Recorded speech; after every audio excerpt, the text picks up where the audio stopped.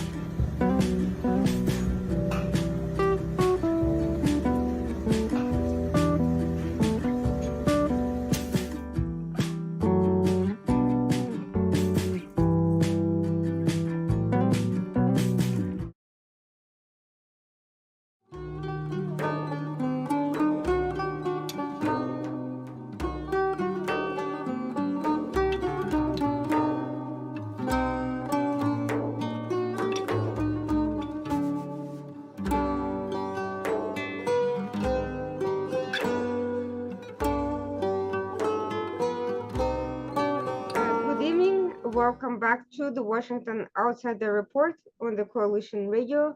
For those of you newly joining the program, my name is Irina Zuckerman. I am the editor-in-chief of the Washington Outsider. With us today is Dr. Patrick James Christian.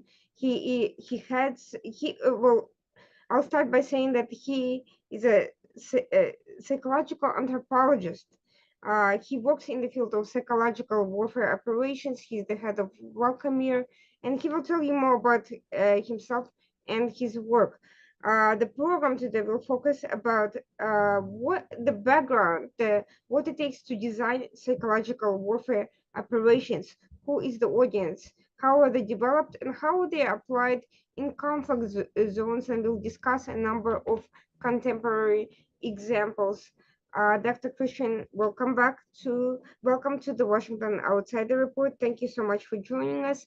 Before we delve into the discussion, and I'll ask you a number of questions, I'd like you to just briefly tell us about yourself, how you got involved in this very specific area, and what does your background mean? What is the crossover between psychology, anthropology, culture, and conflict? Well, I thank you very much for having me, Irina, to start with. It's a pleasure to be on your podcast. I am a retired U.S. Army Special Forces officer, and most of my career, that spanned about 26 years, 24 of it as a Green Beret, was spent in the field in Central America, South America, the Amazon, Jungle Basin, and then after 9/11, it was almost a near continuous set of deployments from everywhere from Somalia, Iraq, Afghanistan, Darfur, Sudan, Yemen, Libya, and the list goes on. And as a field practitioner of what we call non-lethal, non-kinetic targeting, engagement, influence, which is a central aspect of what Special Forces does. We operate in warfare, in combat, but within the civilian indigenous perspective.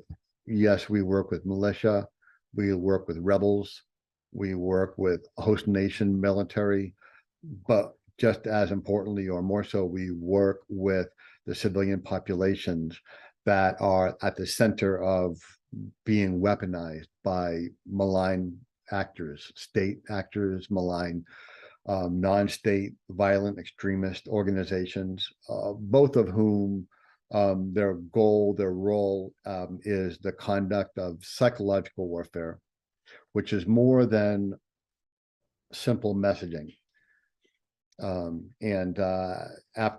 During my service in uniform, the Army Special Operations sent me to get my doctorate in the psychological pathology of ethnic and cultural violent conflict, so that I could better understand the deep motivations and drivers of the populations that we were trying to wrestle away from, malignant actors. We used to call it hearts and minds campaigns. Now we don't know what to call it, except the fact that these populations are being turned against themselves, each other, and their government, only for the benefit of someone else.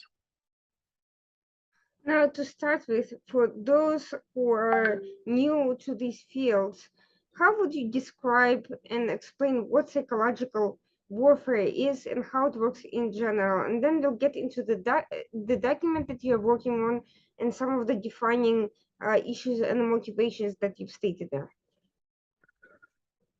So we I believe, and I teach that psychological warfare is the most dangerous form of warfare in a human society. And I'll explain some of that a little bit later, why it's more dangerous than any kind of conventional military conflict. But at the heart of psychological warfare is an idea by an opponent, a malign opponent, as far as we're concerned. But this idea that the opponent has is that why should they come over and fight us or send their children to our home to fight us if through psychological warfare they can get our children or convince our children to rise up and kill us instead. So the damage that happens within a society as its opponent works to get its children to destroy themselves, each other, their parents, with parents also being an analogy for their government. The resulting orders of breakdown don't remain with the current generation. They're passed down through generational transmission of trauma, and the conflict within that community becomes what we call intractable. It's intractable because it has no logical ending place, and it's intractable because the conflict, the violence, is not rational or conscious. It is all subconscious, and it burns hot. I have actually witnessed exactly what you refer to in conflict zones that are no longer engaged in active combat, but where populations formerly ensconced in military confrontations continue these psychological tensions, and even groups that are no longer in that general vicinity, the diaspora communities, actually even more entrenched in this sort of trauma reliving experience and continuation of the conflict than what you described. It's indeed a very complicated matter. in your paper that you shared with me, you mentioned a couple of driving factors that are at the center of this conflicting conflicting status, which is identity and death. Could you elaborate on what that means and how do they drive this continuity of psychological tensions? So a central line of effort in psychological warfare works where a malign adversary says in messaging and influence and in acts and deeds that you, my adversary, you don't actually exist. You don't exist as a man, or you don't exist as a woman. You don't exist as a mother or a father.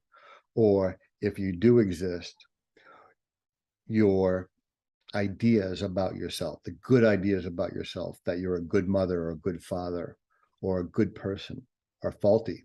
And I show you how your ideas that you're a good person are faulty. I show you how you can't keep your babies alive. I show you how you can't keep your children from being killed by bombs or by disease. I show you all of the things that your subconscious mind is afraid that could be true. Well, through psychological warfare, I begin talking directly to your subconscious mind and telling your subconscious mind how right it is to be ashamed, to be alienated, to know that it fails all tests of being a good man or a good woman, a good person, and that it's not just that that person that I'm opposing is making mistakes. That's guilt. It's that the person that I'm opposing, their very presence, their very birth was a mistake. They should not even be alive. They're not worthy enough to even have children, to bear children, or to have a participation in any kind of a good, positive narrative, because they are essentially defective. Their entire being is defective, and their entire historical narrative is a lie and is defective. So the essence of psychological warfare is where, from influencing and messaging and acts and deeds, work to convince the psychological mind of a collective community, even as large as a whole state, whole nation, that they collectively are defective, that they collectively are a mistake, that they collectively should never have existed. So that's the identity aspect of it. And the reason why that's so powerful is that the human subconscious mind primarily, for the first maybe half of its life, is solely focused on that I am worthy, I am beautiful, I do things that make me feel good about living, about suffering. Because without feeling like I'm worthy enough to live, why would I go through all of the trials and tribulations of suffering when I'm not worthy of even being alive? And this, what we call of identity, this is how your subconscious mind knows that it's you and not someone else. Without identity, you wouldn't know where you end and someone else begins. So identity is absolutely essential for the maintenance of the human mind. Now, the human mind is a very interesting thing. It's a supercomputer. Artificial intelligence can replicate your awake agency, the part of your mind that is in control when you're awake. But the supercomputer that does all the heavy lifting, does 95% of the meaning making and decision making, that supercomputer has an interesting identity or a self-awareness, because it's where your sentience lives. Okay, and the two operate in harmony. Okay, but the more powerful one is your subconscious mind. We find a lot of resistance to this idea that our subconscious mind can actually be more powerful than our conscious mind. But it is, of course, so. Your entire mind can hold 2.5 petabytes of data, which is maybe between 30 or 40 million megabytes. So it's a powerful machine, but even more powerful than the data storage capacity is the fact that this machine inside of your head, this software program, it comes on when you're born and it doesn't go off until you're dead. So it is where the essence of you is actually held. And psychiatrists, psychotherapists, and hypnotists all understand that when we work to access human beings to help them with psychological problems, the right way to do it, obviously, is by bypassing the awake mind and going right to the subconscious mind. So that's this identity. When this identity software in a person's mind begins to fail, begins to fall apart, when a person can no longer hold on to their sense of worthiness, a sense of self, that I exist, something happens. And that something that happens is based upon this one scientific reality of the mind. And that is that the survival of your subconscious mind, your brain, takes precedence over the survival of your body. And if your subconscious mind begins to deteriorate, fall apart, it will attempt at eliminating or ending its life, ending the physical body before the psychological body dies. And of course, we call that suicide. So that explains the power of identity and why psychological warfare hones in or focuses on this subconscious identity. Because in a sense, psychological warfare seeks to not only have you kill your loved ones, have you overthrow your government or your society, but also to kill yourself. That's the power of psychological warfare.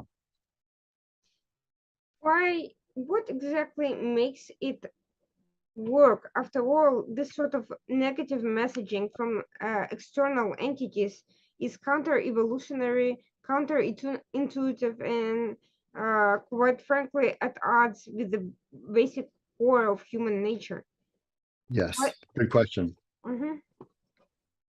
Why are we listening to messages that would encourage us to kill our social family members, to kill our members of our own ethnic group, of our own national identity group, to kill ourselves? Why would we listen to a message that says I should leave my home and family and go somewhere and become a kamikaze fighter for a group like ISIS, or that I should strap on a bomb and walk into a school and blow myself up, or that I should amass many guns and walk into a school and begin shooting my fellow classmates, and then, of course, kill myself? Why would we listen to that kind of a message? Is that what you're asking? Yes, exactly. So it's because of how our minds work. Psychological warfare messaging doesn't try to talk to the conscious, awake executive agency, whose job it is to keep us alive, do the daily things that need to be done, and so forth. Psychological warfare messaging seeks to communicate directly with the subconscious mind. Now, the subconscious mind, because it's where your sentience is. What sentience? Sentience is like I'm alive, I exist. Okay. It is a complicated idea or piece of software, this sentience, I am, my ego, myself. In religious institutions, they may think of it as your soul, your spirit. Now, the part of your mind that is the rational part, the awake executive agency. When you go to sleep, that software routine turns off. It goes dark. So if we put you into a functioning magnetic resonating imaging machine, fMRI, and you're awake, and we're telling you a story or talking, the machine will show that there's lights and so forth all throughout your mind in the prefrontal cortex behind your forehead. Okay, this is the question: why or how does psychological warfare convince a population to turn inward on itself, or an individual within a population to turn against their family, their classmates, their ethnic or national kin, and committing suicide in the process? How does that actually happen? It seems, like, as you said, Irina, counterintuitive that the mind would allow this. But because psychological warfare bypasses our awake, rational executive agency and speaks directly to this subconscious mind that has 95% of our decision-making and meaning-making capacity, we then have to say, okay, so what is this subconscious thing we call the subconscious, the unconscious, where our ego, our self, our I am, our sentience, our psyche lies? These are all words, names that different scientists from different discipline fields use to call the software program in your subconscious mind, okay, which is the majority of your mind. It's where all of your data is collected and analyzed, and meaning and emotion are attached to it, and so forth. So this software program is inherently narcissistic. It has to be narcissistic because it's a software routine that knows that it is not someone else, it is only you. In order to achieve sentience, a being has to have that level of self-absorption, narcissism, so that it can pick out, distinguish, differentiate itself from other beings at a sufficiently high enough level. And that's where we get into basic evolutionary psychology, childhood psychology. That's where we get into things like the mirror self-recognition test of a child at 18 months. Why the terrible twos, as it's called, when a child turns between 18 and 24 months, they start getting a little bit difficult to handle, is because their subconscious mind is beginning to discover that they are a separate being from their adult caregiver, parent, or other. And in this separation, the separation of the child's subconscious mind from everyone else requires this concept we call as narcissism, self-absorption. And the subconscious mind has to maintain this narcissistic self-absorption for the duration in order to harbor the sentience. The conscious mind, your conscious mind's purpose, is to mediate between all of your social reality, your social world, and that inner reality of self-absorbed subconscious. Okay, so that's the duality of the brain. And that's why the human brain will never fully be ever replicated by artificial intelligence, because it's driven by a need to create an I am that is not you or not him or not her. It works to create an I am that feels good about itself, that can love itself, that can all then love others once it sufficiently loves itself. Now, if a subconscious I am doesn't love itself, or thinks that it is dirty or otherwise lacking, it feels alienation from its own ideals or the group that it most loves. Alienation is a thought that can only occur in a subconscious mind. Alienation meaning that it's not the idea that the subconscious I am doesn't live up to its own standards of beauty or generosity or purity, or that it's not worthy of its most loved, cherished group, whatever that is. The thought or the idea of alienation, when it occurs, even in the slightest whiff of the subconscious immediately creates a barrage of shame, humiliation, embarrassment, and it flushes this emotional of shame, humiliation, embarrassment to the conscious awake mind, which is very painful. It's very painful, and it's something that the conscious mind does two things. It works to try to quell that feeling because it's painful, and then explain it however it can. More often than not, the conscious mind really doesn't understand where all of this feelings of shame and humiliation come from, because it's generated in the back of the brain. It's generated in the subconscious mind. So most explanations that the conscious mind has, that you have, your conscious mind has, for when you're embarrassed or when you're humiliated or ashamed, are likely to be not accurate. And only through deep self-reflection, psychotherapy is a field where it helps the conscious mind become more aware and understanding of the interaction, its interaction with the subconscious mind. More of this kind of either therapy, either with someone else as a guide or your own self, is what allows a person to better understand where these violent emotions come from, and very painful, so they can start working on them. Now, for psychological warfare, messaging and influence goes to create that alienation, to create that shame that overrides the awake executive agency and literally blots out most of its positive, protective thoughts and behavior, because we're seeking to cause this person to harm themselves, seeking to cause this person to harm their family and to harm others through insinuating ideas of alienation, ideas that would cause shame and anger, and then later on into rage.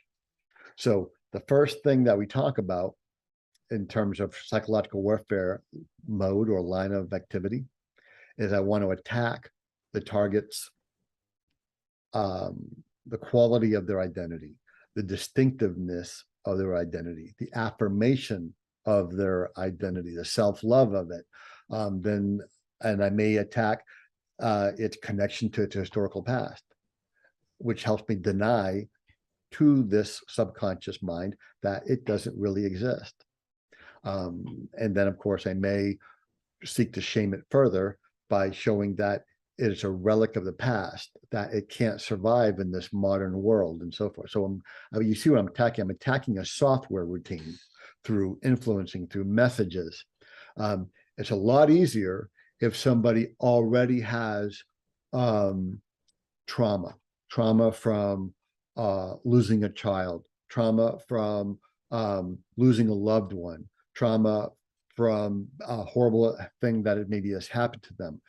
They're a lot more susceptible for me to get to access their subconscious mind and to show their subconscious mind that they are lacking, that they are unworthy, and that they should commit suicide. Now, if I don't have enough pre-existing damage within my target audience, well, I can create some damage. That's where your marketplace bombings come in. That's where the bombings on the civilian infrastructure comes in. I'm not bombing civilian infrastructure or civilian marketplaces or civilian train stations just to kill civilians. I'm not trying to recruit the dead people or the injured people that my bombing creates. I'm working on trying to create survivors, loved ones who have survived the bombings. Now, it may seem kind of odd that wouldn't they think that since I did this to them, that they would hate me more? So this, again, we're back to how the subconscious mind works. The subconscious mind doesn't operate in the same reality that our logical, rational agency. It operates in a logical manner and in a reality, but it's a different reality that our conscious mind operates in our physical shared world. Now, psychological warfare accesses this violent, messed up reality and weaponizes it. Okay, so that brings us to the second part of what your question was: death. To break that identity down, to turn that identity into something that is nasty and dirty, and to potentially cause your behavior to either become suicidal, homicidal, or at least violently disruptive, where it makes you more difficult to control by your family, your friends, or by your society. Now, all by yourself doesn't do anything. But if I'm able to convince maybe 30% of your town to become violent, suicidal, homicidal, angry, enraged, that town can very quickly become ungovernable. And as that town becomes ungovernable, it takes away governing security resources from the state that it needed elsewhere to defend itself. So right there, without having to physically go into your town at all, I've caused, through psychological warfare, all of these people in the town to take away precious security or governance support resources away from where I'm also attacking somewhere else. So that's one line of effort, very important line of effort. And then the second line of effort is death.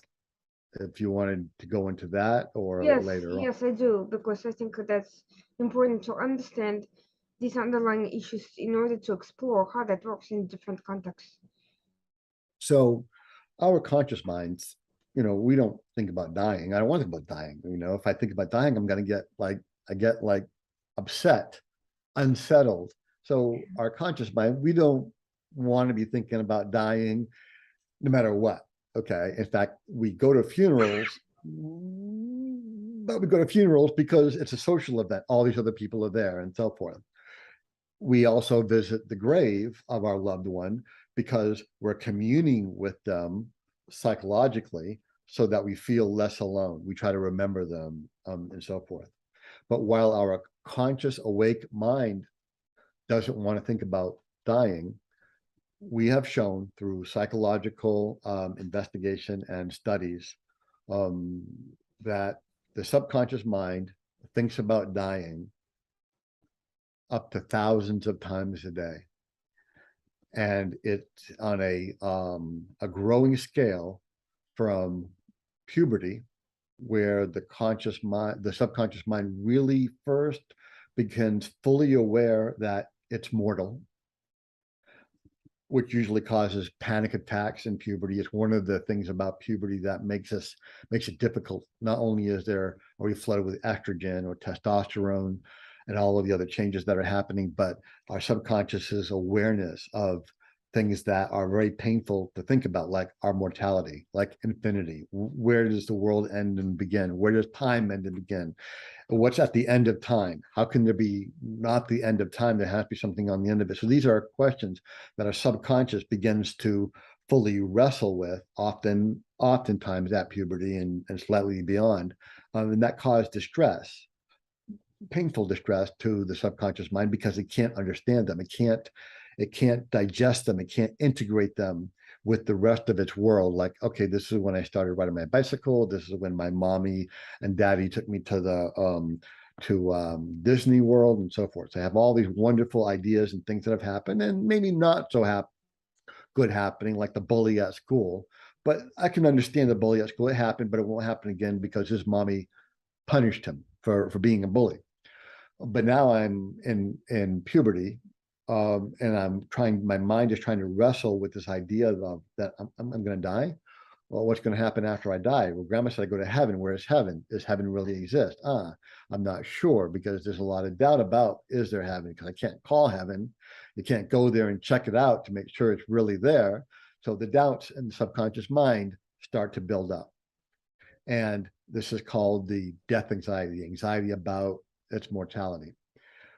Evolutionary psychology has discovered that most all of human life, human growth, human development, human infrastructure, our historical narrative is for two purposes. One, to build our identity that I'm here. Kilroy was here. When you're and maybe in the boys club or you're at the summer camp and you're laying in the bed bunks and you carving your name that Patrick was here, Irina was here, or when you carve your name on a tree that Patrick loves Irina, what your subconscious mind is doing is expressing that I'm here, I exist, I'm alive, I'm sentient, I'm aware. And then almost as soon as it gets to be where it has nice, healthy grasp on its identity, it discovers it's going to die. Oh gosh, we're going to die? I mean, I just figured out that I'm alive and that who and what I am. I've just created this beautiful person, young adult male or young adult female, and why I should love me and why others should love me. And now you're telling me I'm going to die. And when's that going to happen? And so the subconscious mind has three, let's call them strategies for dealing with this horrible realization that I'm going to die. The first one is like, I'm going to deny it. I'm not going to die. I'm not going to think about it. Okay. And in males, it comes out in terms of daredevil stunts. Let's see if we can jump across the apartment roof of my apartment to your apartment across this little narrow alley. The fact of making it across this, how can I die? I just jumped across this thing. If I get on my bicycle and I try to make a jump, something kind of a devil daring duo activity, I psychologically, subconsciously, it's not rational, not logic, yes. I push away those ideas that I'm mortal by doing something that's immortal, like a jump across of a roof or and so forth. So boys have these strategies. Girls have other strategies, but it's primarily, we find it's the physicality. By engaging in some kind of a sport, some kind of a physical activity, our subconscious mind is able to drive away this troubling, difficult thoughts of that it's mortal. Okay. That usually lasts in early adolescence through early adulthood. And then two other strategies come into play. One is metaphysical, the creation of a metaphysical world, and then the creation of memorial. Well, one never dies if one is never forgotten. Now, that's not really rational because if you're dead, right? You're worm food. But if all these people are remembering you and putting your name on buildings or books, or you're on TV or you're on other mediums, well, then the I am, the essential I am, is going to be remembered, and therefore some way it eases or mitigates the anxious pain that is felt by the subconscious. The metaphysical strategy is similar. Okay, there's a heaven, or I'm surrounded by all my relatives who have been long dead. They're all around me. So there's a metaphysical world that we imagine is all around us, and that will be available for us after we pass on. Now, nothing in psychology, nothing in science says that metaphysical world isn't real. It may be real. I hope it's real. You hope it's real. We all hope there's a wonderful, beautiful metaphysical world where our I am, self, soul, spirit goes afterwards. But the point that makes psychological warfare possible is that there's a doubt. If there wasn't a doubt about the metaphysical world, we wouldn't need memorialization. So some religions that really have a very thick set of belief systems in this metaphysical will be telling the members, don't worry about being remembered. Don't worry about life insurance. Don't worry about all that kind of stuff. Don't worry about what happens to your house after you're dead, because it doesn't matter. You're going to be in this other beautiful place, right? So you can see that there's two primary concerns that the subconscious mind is absolutely focused on every minute, every day of your awake or sleep time. And that is, who am I? How do I know I'm me? How do I know I'm worthy of being loved and admired and known and remembered? And then secondly is, will I be remembered, what will happen to me when I die? Will there be this metaphysical afterlife and so forth? So those two subconscious, let's call them preoccupations, is what psychological warfare goes after to try to create fear and terror or anxiety, or in a defensive way to try to reassure identities, shore up identities, convince identities that they are affirmed, distinctive, connected to a historical past, and have a positive way of future remembrance. And then in terms of death, that yes, you will be remembered, we will have memory, and the afterlife is good for you. Does that make sense? Absolutely. Really? Yeah, it does, because because it speaks to basic human endeavors. Otherwise, if this wasn't the case, people would just be focused on making money and living, and just enjoying what they can, and just, and just only planning in terms of their descendants and what makes sense from an evolutionary standpoint. But clearly, the fact that people have funerals and memorials and all these epitaphs and memorial pages and donate to charities and so forth means that they are bothered by something beyond the continuation of their evolutionary existence, meaning their descendants. Yes. And these are things that the conscious mind is guided into doing. It's guided into doing it by emotion and messaging from the subconscious mind. And when we realize that the subconscious mind is actually the driver of, again, 95% of all the meaning about the world, and 95% of our decision making is driven by this massive subconscious software program that is being controlled by our sentience, which we call the ego, the self, the psyche, which has an emotional maturation age of about maybe 12, 13, 14, maybe 16 if you're the Dalai Lama or the Pope, right?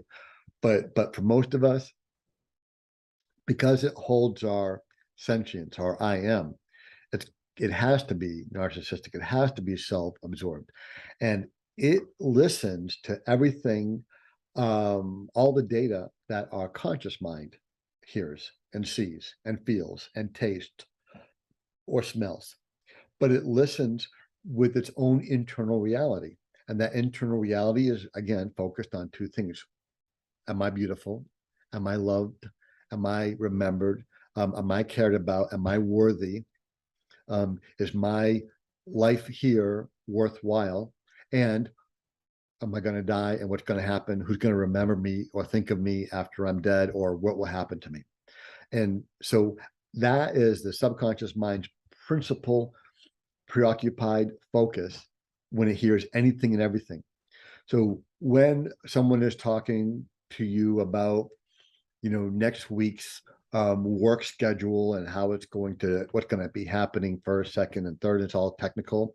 Your conscious mind is absolutely uninterested in that. Your conscious mind might be interested in it because it wants to make sure that it doesn't get in trouble, or that has the same levels of access and physical needs that it's responsible for. But your higher level mind, your subconscious mind, could care less. It's still looking around, looking for something of interest to it, which is why in a cacophony, a large volume of all kinds of different sounds and words and messages and so forth, the one message that would speak directly to the beauty of the subconscious I am, the worthiness of it, its purity, or just the opposite, its ugliness, its shamefulness, its dirtiness, the subconscious mind will stop the conscious mind and the body in its tracks and make it look around and say, who said that? Where'd that come from? What does they mean? Are they serious? Because they want confirmation, good or bad. Then they want acceptance if it's good, rejection if it's bad, which is how people know how to stop conversations of a big group in their tracks with just one word or one phrase. And everybody stops and looks at the speaker, and their conscious mind doesn't even remember or know what they said, because it wasn't the conscious mind that made them all stop what they were talking about and look at the speaker questioningly. It was a collective subconscious mind. Now, if you can know how to do that, you're well on your way toward building psychological warfare content, either offensive against someone or defensive to shore up your or another loved group, building resiliency from malign messaging, if that makes sense. Yes, so that brings us to an important cross-cultural point, which is that there is an assumption that different cultures have different approaches to dealing with mortality, with the religion, with the social identity, and they don't necessarily, not all cultures are the same and have the same ethical values. Nevertheless, it seems to me that our adversaries, wherever they are from, whether they're state or non-state actors from a very wide range of cultures, religions, and social constructs, have all identified the same psychological drivers that you have just described to us, Right. and are managing to play off of them despite having nothing else in common with each other. How is that possible when every day we are lectured that all cultures are different, that we should not assume that our enemies are the same as us, and in fact, on the political level, there's a great deal of misunderstanding in the social motivations and what drives societies, and we hear it from authoritarian leaders who frequently misunderstand that, for instance, democratic governments, for instance, don't control the media and things like that. So, if you were the target of a psychological warfare offensive, will use you personally, and if the person who was targeting you was, say, from a culture very, very different than yours, say from an Asian culture, maybe an Arab or Middle Eastern culture, and they began trying to attack your subconscious mind's identity, worthiness, and beauty, using things that might work in those cultures, you probably wouldn't even realize why they were saying certain things to you. Like, I can see your face. Okay, yes, you can. So what? You're supposed to see my face. Why would you not see my face? That's a compliment, right? Well, if in a culture women weren't supposed to show their face, or other cultures like the Kalmyk in the Sahara, the men don't show their face. And you say, well, I can see your face because your tagelmust has slipped down, or that your burqa has slipped off. Then you'd be, oh my God, I'm so ashamed because my identity rests on following this group norms, these group values, and you'll feel alienated because you've allowed your inherently important outer wrapping, outer garments to fall or to be out of place, and so forth, right? So the what is culturally universal is that we all have an identity.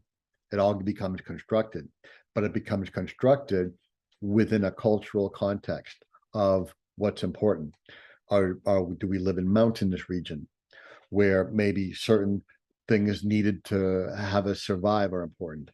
Do we come from a farming region where farming is a critically important and honored and treasured occupation?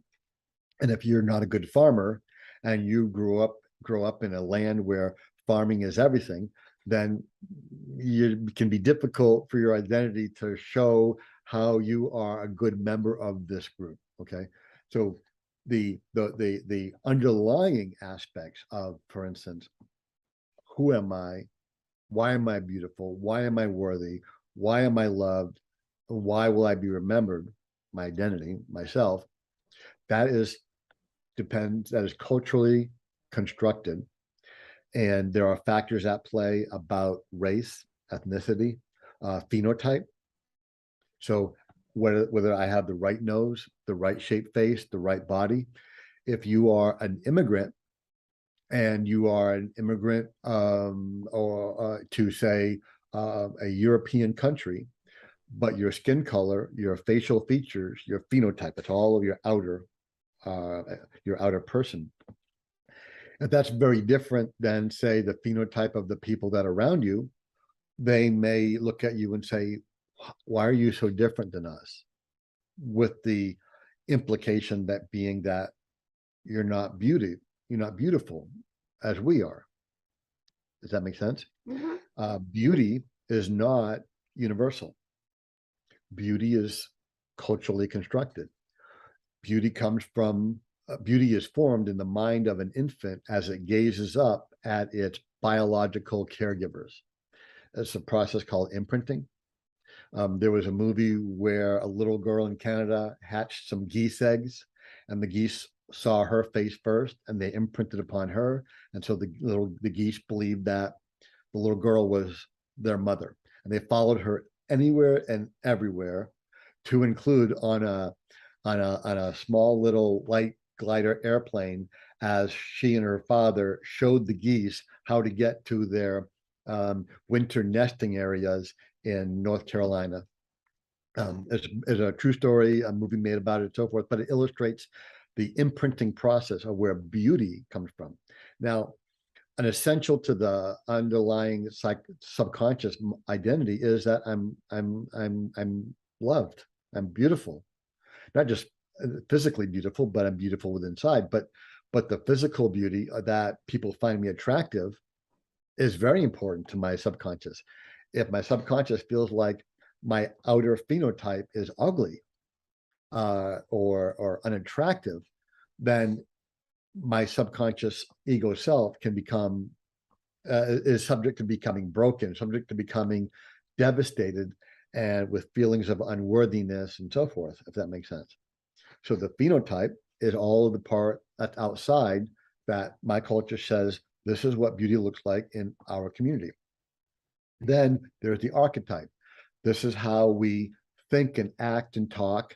This is how we express our femininity, how we express our masculinity.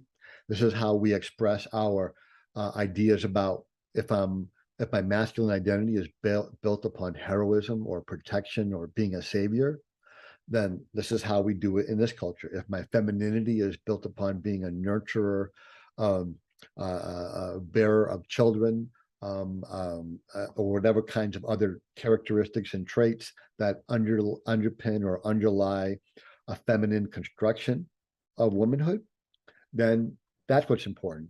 And I'm going to attack your identity. I'm going to attack it in that very basic archetypal way. Archetype means archaic types of human thought that are so old we don't know where they came from, because they've always been with us.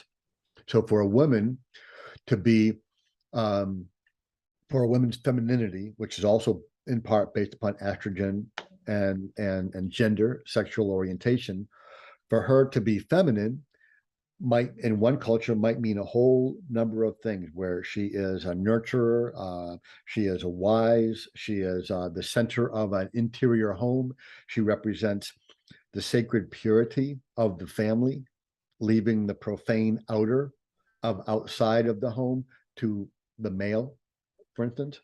And if I was attacking the womanhood in psychological warfare in that example, I would attack what? Their purity. I would attack their chastity. I would impugn that the profane outer world exists all within their home, so that I can undermine the women's subconscious psychological feelings of being feminine, a femininity of being a woman. Okay, now that same type of attack is not going to work in, let's say, Paris, in an upper scale white Parisian family, where they would consider that to be an honor, that they have like suggestive statues or pictures, because the women are liberated. They're not bound by any of that. there isn't the same construction of the profane inner of the house. I mean, the sacred inner of the house and the profane outer outside. They don't have that construction in major developed world capital cities. Instead, what's profane, what's sacred is defined differently. In each place, it might have its own distinct definition. So I have to learn about your identity. What makes you a feminine woman, or what makes Patrick a masculine man? How does he conceptually think about masculinity or you femininity subconsciously? And to discover that, I don't have to go any further. I can ask you, and if you won't tell me, no problem. I can ask your sister, and I can ask your mother, and I can ask your grandmother, and I can ask your aunts. And after I ask enough people, of the people that you came from, I'm going to be able to paint a beautiful, perfect picture of what makes you feminine, what causes you to think that you are ugly, unworthy, disgraceful. And that's the basis of where my content comes from.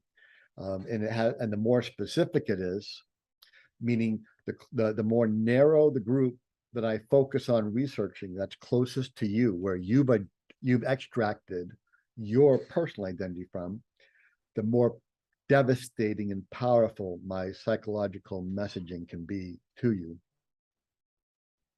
Now, it's clear that there's a lot of information gathering that takes place within that process before the operation is formulated to attack, or to, on the other hand, to build up your ally, or to attack your enemy on the basis of whatever it is concept you're trying to attack.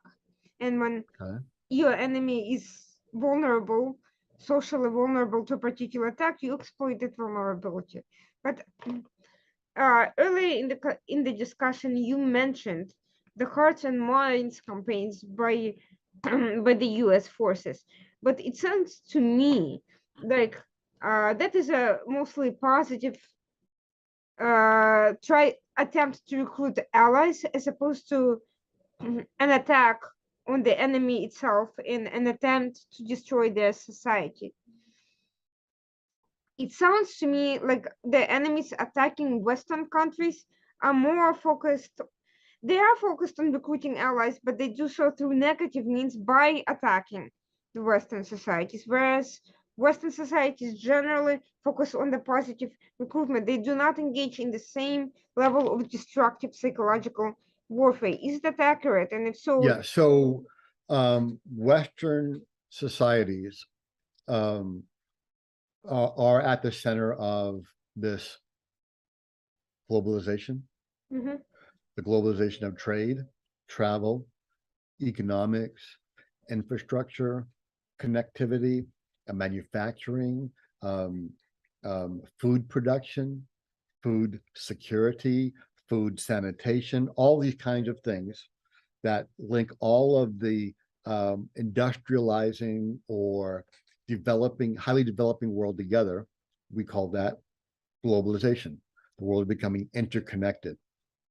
And this globalizing, interconnected world is something that we call it the West, but it's more than just the West. There's developed worlds in the East, developed worlds in the West, developed worlds in the South, right? And in the North that have all chosen to invest their societies, time, effort, identity, their collective identity into this globalizing world, which is meeting their underlying human needs of physical, food, shelter, all the physical world, security, and then psychological, sociological, and emotional, all those 5 needs that Abraham Maslow laid out over a half century ago. And this investment is one that we want to protect because we want to grow it. And of course, it's a collaboration. It's not only the United States or only Europe that began constructing this. Began constructing in the great empires of the East and the West and the North and the South. And all we've done is continue on it because it has shown that it's effective in meeting all of these underlying collective needs. Not perfectly, not all the time, but generally, that's the best multi-user, most massive online way where as many human beings as possible can meet these underlying human needs. This globalized world that we're part of, that we're investing in. Psychological warfare is inherently destructive to that because psychological warfare seeks to break reality within the minds of its victims. And that broken reality is broken, the reality is broken to inflict alienation, feelings of alienation, of archetypal ideals, and of physical belonging. And it incites or encourages behavior to act out against this breakage. And usually this violence is this acting out is violent. It's often destructive, and it's not healthy, which is why we in the West, if you're an investor in this globalized world that we are all living in now, or investing in now, we have a difficult time, or we find we can't or don't want to engage in the destructive forms of psychological warfare. Now, we still have to know all about them. We have to know how our malign states and non-state actors are perpetrating the psychological warfare within the minds of the population that support us. But if we're going to engage in something like psychological warfare, it'll be would have to be called defenses against psychological warfare. And that, I would argue, puts us at an inherent disadvantage against all our enemies who have no such qualms. What are we seeing today? We're seeing polarized Western societies, in particular the United States, which is rife with openness to conspiracy theories, to navel gazing, to kind of self-destructive impulses on different levels that are being exploited by foreign and domestic actors. On the other hand, we are seeing the resurgence of societies such as ISIS, Al-Qaeda, and their quasi-state formulations, which were supposed to have been destroyed militarily, and yet ideologically, despite the seeming blow of psychological blow of military defeats, they are resurging elsewhere and finding grants to continue operating by the very same principles. So clearly, the strategy of not using destructive psychological warfare is not successful because it's not preventing those groups from succeeding, and it's helping the other side to exploit us instead. We are neither prepared nor are we able to fully degrade the psychological capacities of our enemies. Could you describe the thinking behind this now? Yeah. Let's, before we get to the ISIS, Al-Qaeda, violent extremist example, okay, let's get to the malign state actor, Russia. Sure. Now, if we in the West were to initiate an influence campaign, an information campaign, a psychological warfare campaign, I guess you want to call it that, where we went and began telling the Kalmyk people of Russia, who are a minority, more Asian people of color, who were brutalized by the Soviet regime after World War II. And we began working to try to help them regain their sense of national identity. Even though they're a subset of Russia, they still think of themselves as a national people with their own collective identity and so forth, albeit with a great deal of generational trauma from the near extermination of them by the Soviet Union after World War II.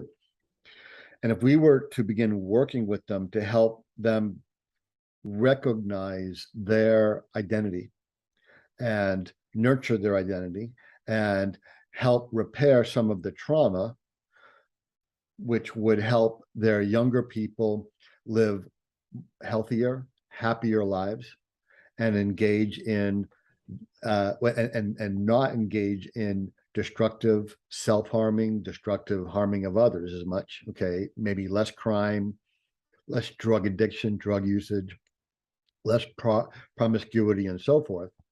It would serve to cohere the families of the Kalmyks and cohere the communities of the Kalmyks into a more tight-knit identity group.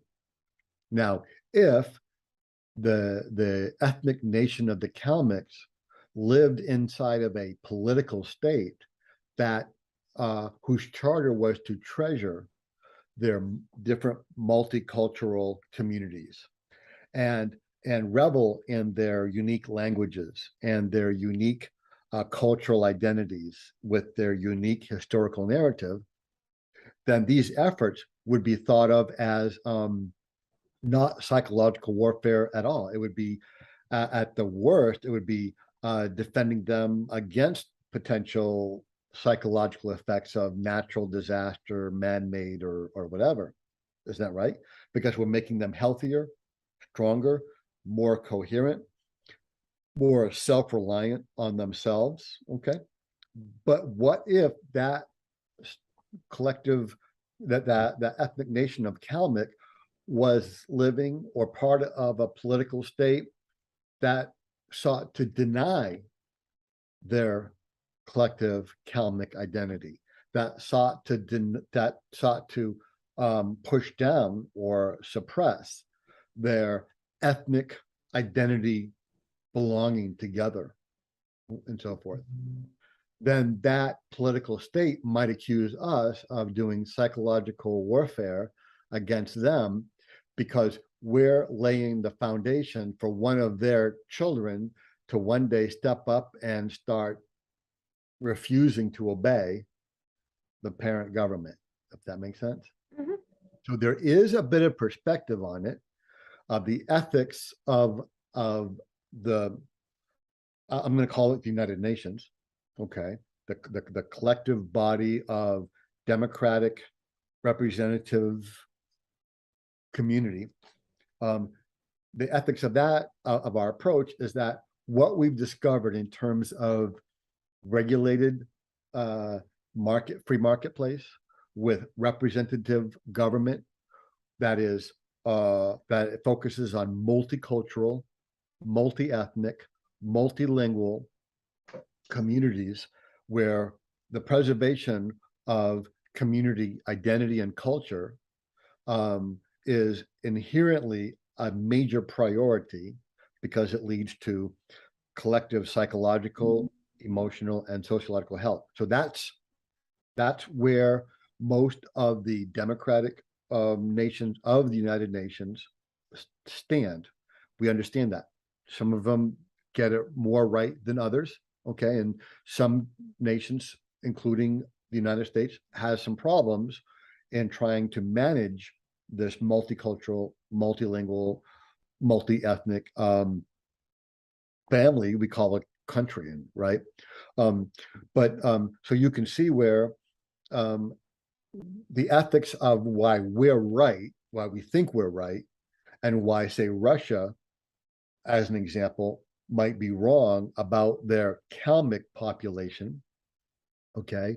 It's because our discovery of psychological, social, emotional health at the individual, family, and community level leads to greater economic productivity and other discoveries in the psychosocial sciences show clearly that cultures are not in conflict when they are mutually respective, mutually distinctive, mutually in affirmation of each other and each other's historical narrative.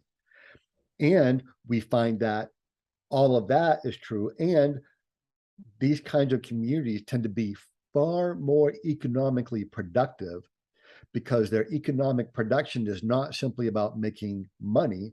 It's about expressing their cultural identity physically in products and services and so forth, which then creates a much larger gross domestic product for that political state.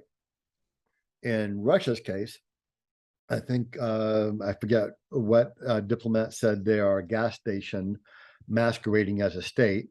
Well, they're also a rump empire of the czars masquerading as a state with a grip, an iron grip control over many of these 90 different ethnic nationalities that are separate from the Rus nationality, where the white skin and the Russian language comes from.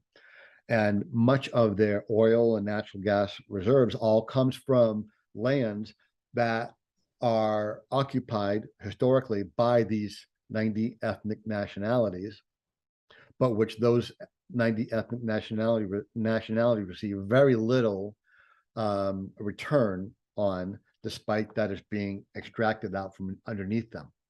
And what little bit of return they get is maybe conscription into the Russian army, where they're being then employed in wars in Ukraine and Moldova and so forth. I was not surprised when the video came out of the Russian soldier with the light green box cutter who was mutilating Ukrainian soldiers' genitals was a Kalmyk. That kind of behavior is primarily indicative of deep psychological trauma, much in the same way that a serial killer, okay, is not motivated in this by the same criminal behavior of a crime, of a thief and so forth. You know, so you have to start looking at something much deeper. It's just a signal, it's a flag that something's happening within the community that young man was drawn from to cause that young man to do what he was doing. Yet, the West has been reluctant to play on these issues, despite the fact that we have seen time and time again the evidence of Russia using proxy conflicts, controlled chaos, ethnic and religious-based tensions to its own advantage, in order to keep the power within its former iterations of empires, the Soviet Union, and even after the breakdown of the Soviet Union, and in order to instigate conflicts elsewhere. We have seen that in Spain, we have seen that in Scotland, even in California, and with the BLM movement in the United States, where the Russians have insinuated themselves into a civil rights movement native to the US. Very similar to what happened in the 1960s with the Soviet Union. Very, very similar kind of thing. So the Russians have known, despite some level of misunderstanding of the way democracies work, they nevertheless understand the basic premises of identity and how identity plays can be used to destabilize societies, to create vulnerabilities, to create polarization and internal tensions. We have been unable to defend ourselves against these vulnerabilities, nor offensively to employ them to our own advantage. How can you address this obvious problem? So, if you are a regular middle-class Russian Muscovite, okay, maybe you're on a pension, and if your son died and you have this overwhelming grief, you'll go through the stages of grief and so forth with your family and your friends and so forth. But unless you actually have much more funding, you're in that higher tier, the access to mental health is not going to be as available to you because it's just not that much in practice. Yet the universities in Russia, they graduate their fair share number of psychologists and psychiatrists. And in fact, there's been a lot of deep work in Russia within the psychological academic community on behavioral psychology, experimentation, evolutionary psychology, and reflexive control, and so forth.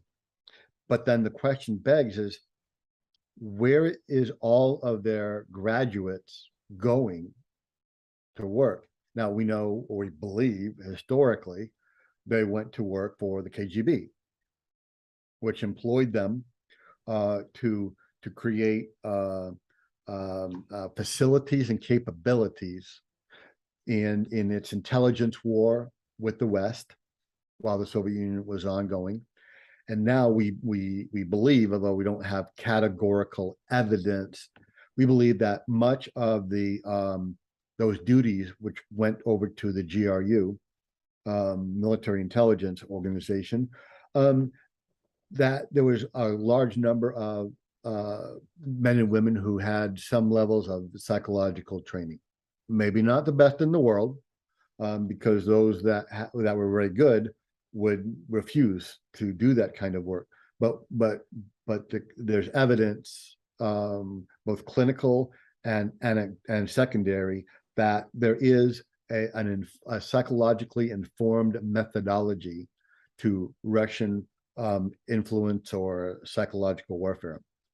And that would make sense because it would just be a continuation of a practice that was done in the Soviet Union. And of course, while Europe and the United States and most other parts of the world were governed by rules of ethical behavior, from the North American Psychological Association, the European Psychological Association, we have our diagnostic statistical manuals of mental health disorders and so forth that help us understand where our lines, our ethical lines are for the use of our knowledge of psychology. No such kind of ethical standard exists or has ever existed in Russia, period. So their graduates are not subjected to any kind of training or knowledge or understanding of, hey, that you have this knowledge, so you have to use it ethically and responsibly. That's on the one hand. So they've been free and able to use that knowledge and information for all their entire work. In the West, there's been several things that have been hindering us. The first one is I don't consider it to be a hindrance. I consider it to be a safeguard. And that is our Western ethical standards for the study and the practice of psychology, psychiatry, okay?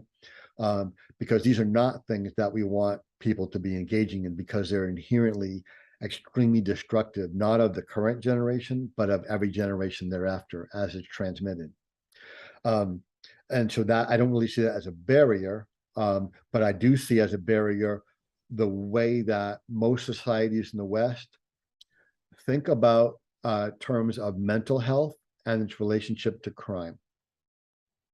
So we have anecdotal evidence, we have empirical evidence, we have qualitative evidence, we have massive amounts of evidence in the textbooks behind me that men and women who are loved, who have others that they love, who are healthy and stable, do not commit violent crimes. Sometimes men and women who are raised well, who have good morals and good ethics, can be lured into committing some white collar crime, cheating on your taxes, maybe taking a little bit of money from your rich employer because they have more than they need and so forth, okay? And rehabilitation usually works very well on that small collective. But on the collective that anesthetizes themselves with promiscuous sex, with drugs, other addictions, casual violence that you see with outplaying within gangs, and then other forms of just violence, often random, or a combination of random and garnering income to purchase yet more anesthetizing substances. Okay, all of that is linked to mental health. All of it, all of that is linked to a breakdown within the mind of how to be a healthy, happy, productive human being. And our justice system is slowly, ever so slowly, like a giant ship, moving from a justice system of vengeance and punishment to a justice system of rehabilitation. And this is why we get into the idea about police officers needing more psychology than criminal justice, because while detectives, men and women who are trying to deal with like the white collar crime and so forth, yeah, most of the men and women that they're seeking to identify and track are operating with logical motivations of gain and profit, which is what criminal justice will often spend much of its focus on. Most of the time, most police departments in major cities, the majority of their calls are all about men and women who are deeply affected into addiction, into alcoholism, into mental health disorders, and so forth. And yet we don't have nearly enough of a basic knowledge of within our police forces. So that also then translates to how we also see the rest of the world.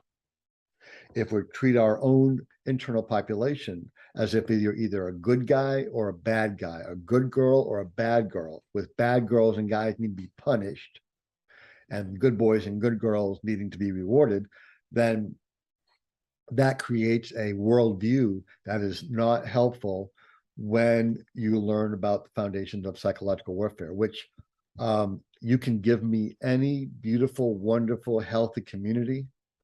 And if I am a sociopath opponent, and I have no qualms and no moral restraints and so forth, with just a few well-placed marketplace bombs, I can create violent psychological trauma, not within the people that I'm killing, that my explosive is killing, but within their survivors.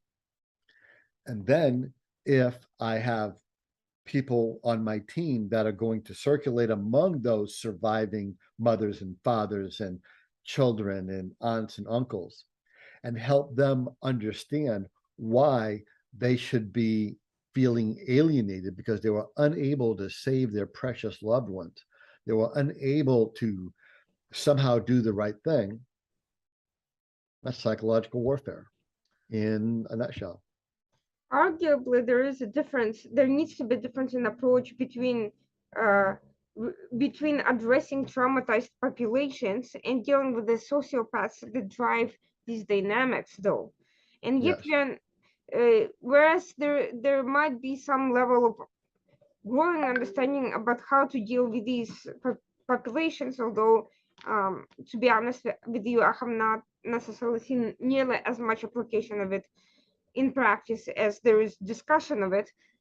There seems to be no concern at all about distinguishing those sociopaths that are driving those dynamics and causing them to turn on each other, or otherwise destroying the sociopathic layers that control these other segments of the population. So this is where I think the failure really lies.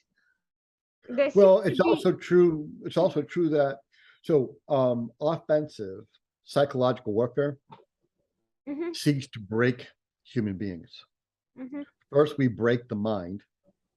Okay. Then when the mind is broken, we activate the mind to then create destruction on others. There's a lot of different ways to break the mind.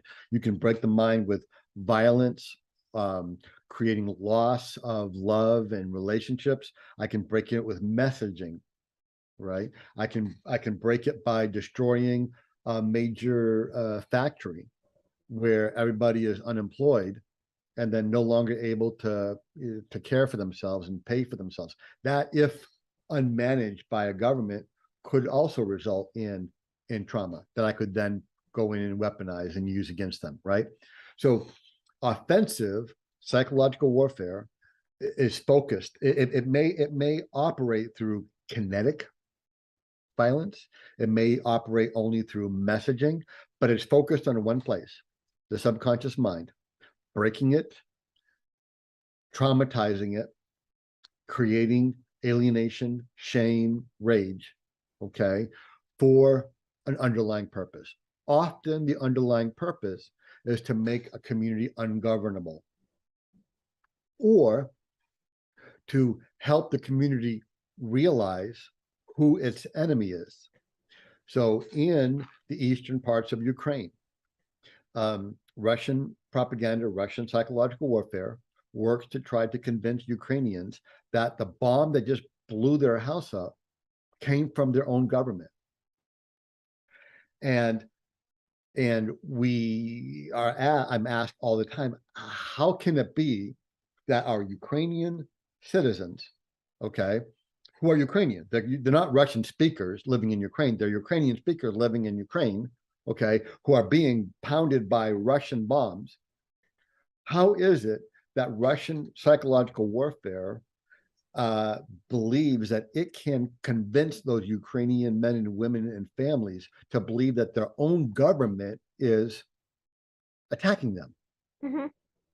It's because the Russian psychological warfare, those men and women who create the content and plan it out, they understand what happens when the subconscious mind becomes broken, traumatized.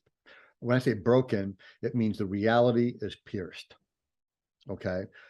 If something absolutely happens that overwhelms the mind, okay, the mind becomes a little bit unstable. The software can become unstable and weaker. Now, when a person or a family or a community suffers psychological trauma from some horrible, terrible that happened, like bombings, okay, which naturally will create psychological trauma in many people within a community. Like a bomb comes in and you wake up and you heard a big explosion, you go out your house and there's no front of your building. Or you go into your baby's room and there is a rocket punched through the wall that hasn't yet exploded, it's smoking, and you maybe have 4 seconds to get your infant out of the crib and out of the house before you're all dead, right? So this is where the mind breaks, okay? And its holdover reality becomes not disengaged, but interrupted, okay? So the focus of the psychological warfare is on committing that breakage of the subconscious mind. Now, when that breakage happens, a whole series of other symptoms will begin to emerge that are predictable. The same symptoms don't happen to every single person, but within a community that has been traumatized by bombing, those symptoms will appear all throughout the community. Does that make sense? Mhm. And these symptoms include ideas and feelings of being a victim, because you had your house blown up, okay? Victim creates alienation because you must have done something wrong, according to your subconscious, to be in this position, okay, where you've lost something. It creates victimization, which creates alienation. It creates betrayal, the ideas of betrayal, which also create ideas of being alienated.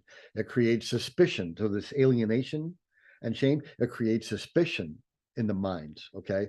So there's a whole series of symptoms that happen in the minds of the population who are in a psychosocial traumatized place, like the places that are being bombed by the Russians in eastern Ukraine. Russian psychological warfare counts on these symptoms. This is why they'll bomb civilian communities. They're not trying to kill civilian necessarily. That's collateral damage. what they're trying to do is inculcate, create psychological, sociological trauma within the family, the individual, the family, the group, the community, okay? Because then those effects will begin to manifest themselves within the population. And it's those effects that become manifested that allow predictability within the Russian psychological warfare message for how that's going to be received, how it's going to be accepted, and what likely will segments of that community begin to do. The first major collection of activity that happened when a community is traumatized by violence and war and so forth is there is a centrifuge. Centrifuge is when you spin something and the parts all separate, okay? So we find that the betrayal, the mistrust, the victimization, the alienation, the suspicion, all creates a collective where they all pull apart from each other. Relationships are violated. Trauma destroys relationships between collectives, between families, between communities. Eventually, trauma can destroy a relationship between immediate families, and eventually between the nuclear family itself. Then we find that the next process of major psychological, sociological trauma within a community happens is centripetal. Centripetal is where things come back together, but they don't come back together in a healthy way. They come back together as survivor communities that are operating within shared ideations of betrayal, suspicion, conspiracy. Oh, they did this. That group, the Joneses down the street, they're behind this. That's what I heard. And next thing you know, it's an explanation of why did the unthinkable happen? Well, because that group or that community or that organization did us in. They betrayed us. They allowed this to happen. Otherwise, why us and not them? There's a reason why psychological warfare, when it uses a kinetic approach, okay, will seek to create a victim of one city in one community, but not the next one over.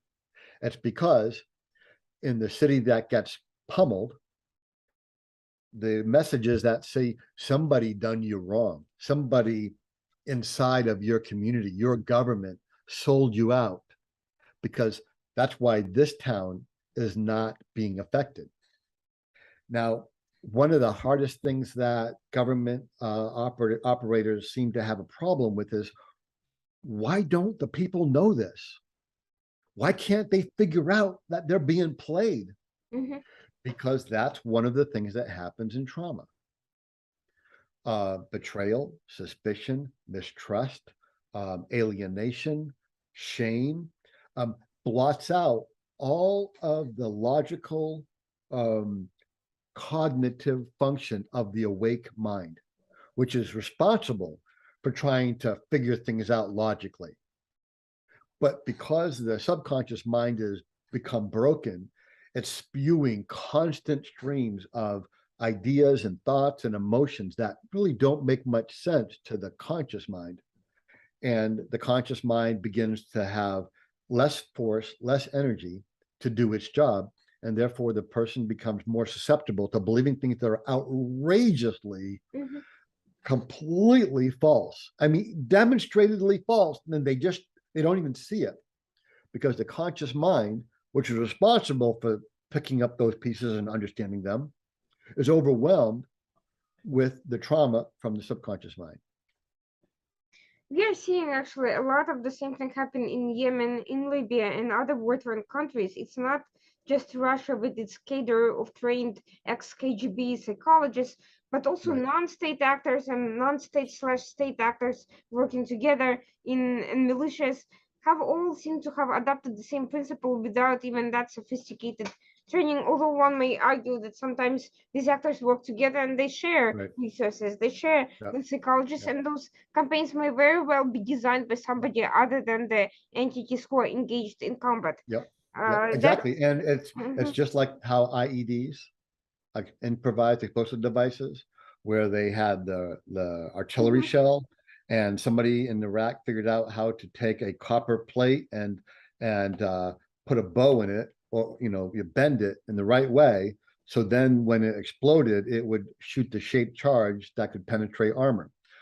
Well, that may have happened, that may have been figured out by Iraqi insurgents in 2005, but then next thing you know, it was showing up with insurgents in Colombia, Africa, and other places, because they share. And so this kind of psychological warfare, they don't often know the science behind it, but they know it works. And then they use intuition to figure it out. That's how ISIS, Al-Qaeda, and others have long figured out how to conduct psychological warfare against their to create a low-cost army. So what has prevented the adversarial forces, the Western Alliance, whatever you want to call it, from inoculating their own and other people's populations, knowing the principles by which these successes are produced? We know what works. These principles are known. You've just described them. You laid them out very succinctly and clearly, even to a non-specialist like myself. So the governments are fully aware of how this works at this point. Why have they not been more successful in preparing and in sharing resources with their allies, and frankly inoculating even their own populations against these sorts of campaigns? So the trauma, the breakage of reality, okay, if the things that would cause trauma to happen were preceded by, let's use myself for a second. If you were my superior and you said, Patrick, we're going to send you into a place where I need to tell you what's going to happen to you. And you're going to show me pictures and photos, and you're going to work with me to have me understand all of the terrible things that might happen. Maybe you might even let me hear the sounds of what's going to happen. I'm still going to be shook up when I go down there, but your advanced preparation is going to help my subconscious mind be ready, knowing that these things are going to change. It's when it happens suddenly that we're not prepared for, because nobody told us about it. Okay, now it can't just be about just telling us. So the reason why Ukraine has done such a wonderful job at building its resistance and resisting the Russian invasion is because, despite the cautious statements of President Zelensky and others, the Ukrainian military services and civilian government operations were getting a great deal of help from its Western allies, where we began helping them to know how to teach their civilians what's coming, what might come, but if it does come, this is what it will look like. And this is what you can do to keep from being psychologically victimized. So I might not be able to stop you from being physically victimized, okay, by the bad people that are coming your way. But by telling you who's coming, why they're coming, what they're meaning to do, and how you can fight back, even if it's just where you take a little piece out of them, enough to cause your subconscious mind to say, I'm not overwhelmed, I'm not defeated, I can still fight back for myself. I'm inoculating you against trauma. Does that make sense? Now, we do that with our militaries already through the training. We have lots of different ways to keep our soldiers from becoming traumatized.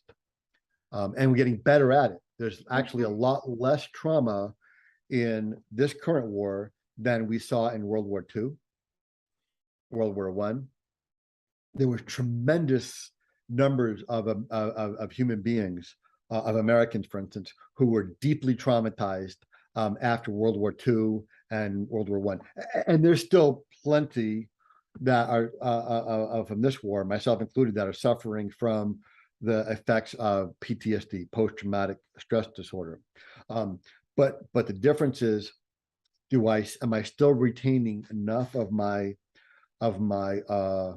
subconscious individual agency where my subconscious mind can still find things to hold on to? Or is it completely overwhelmed to where I might just slip into like a catatonic state where I'm just staring, or even worse, where my subconscious mind makes my body stop existing before it does? Suicide. Mhm. Okay.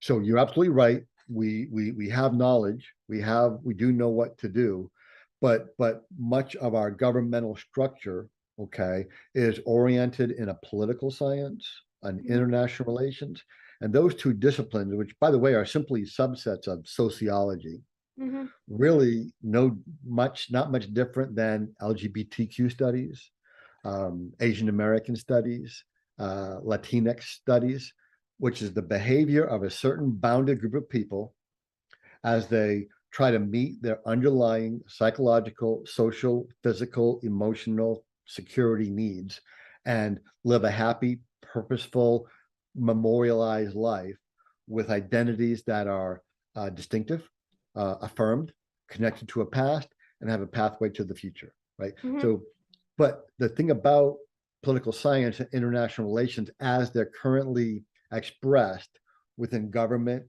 employees, diplomats, military, and so forth, including aid workers, is that it requires the practitioner to assume everyone has cognitive, rational, individual agency, and the effect of the subconscious ego self psych is not really taken into account.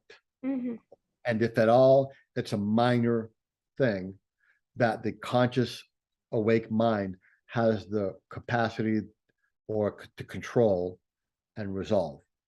And that is the disconnect with a lot of developed governments.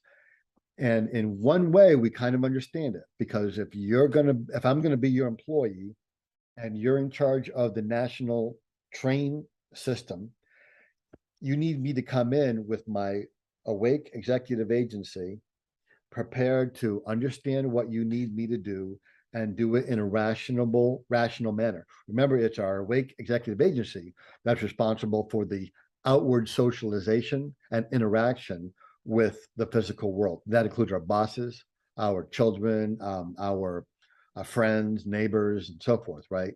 And in a normal way, in a normal capacity, my cognitive mind, my awake executive mind, will be more than healthy, more than capable of doing just that.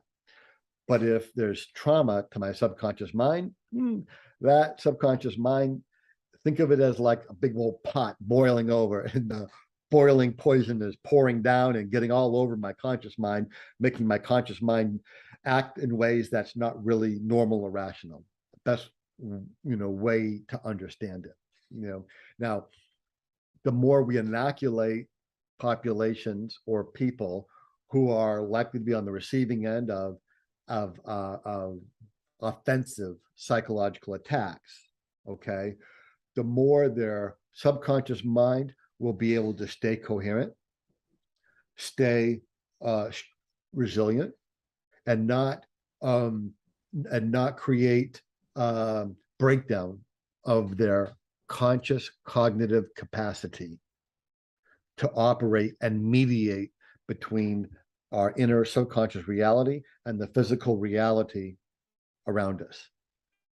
Does that sound crazy or difficult to understand? Or No, but what I do see is that our civilian population in the US, in Western countries, that inoculation factor has not reached them, which is why these civilian groups here, not the military operating in conflict zones, but civilians operating very much in peaceful consignments, are being polarized, are disengaging and showing effects of distrust and trauma and suspiciousness, and being alienated from their own government and institutions and turning on each other, perhaps well, with the impact of foreign actors' involvement, but nevertheless, none of the groups affected seem to have the skills to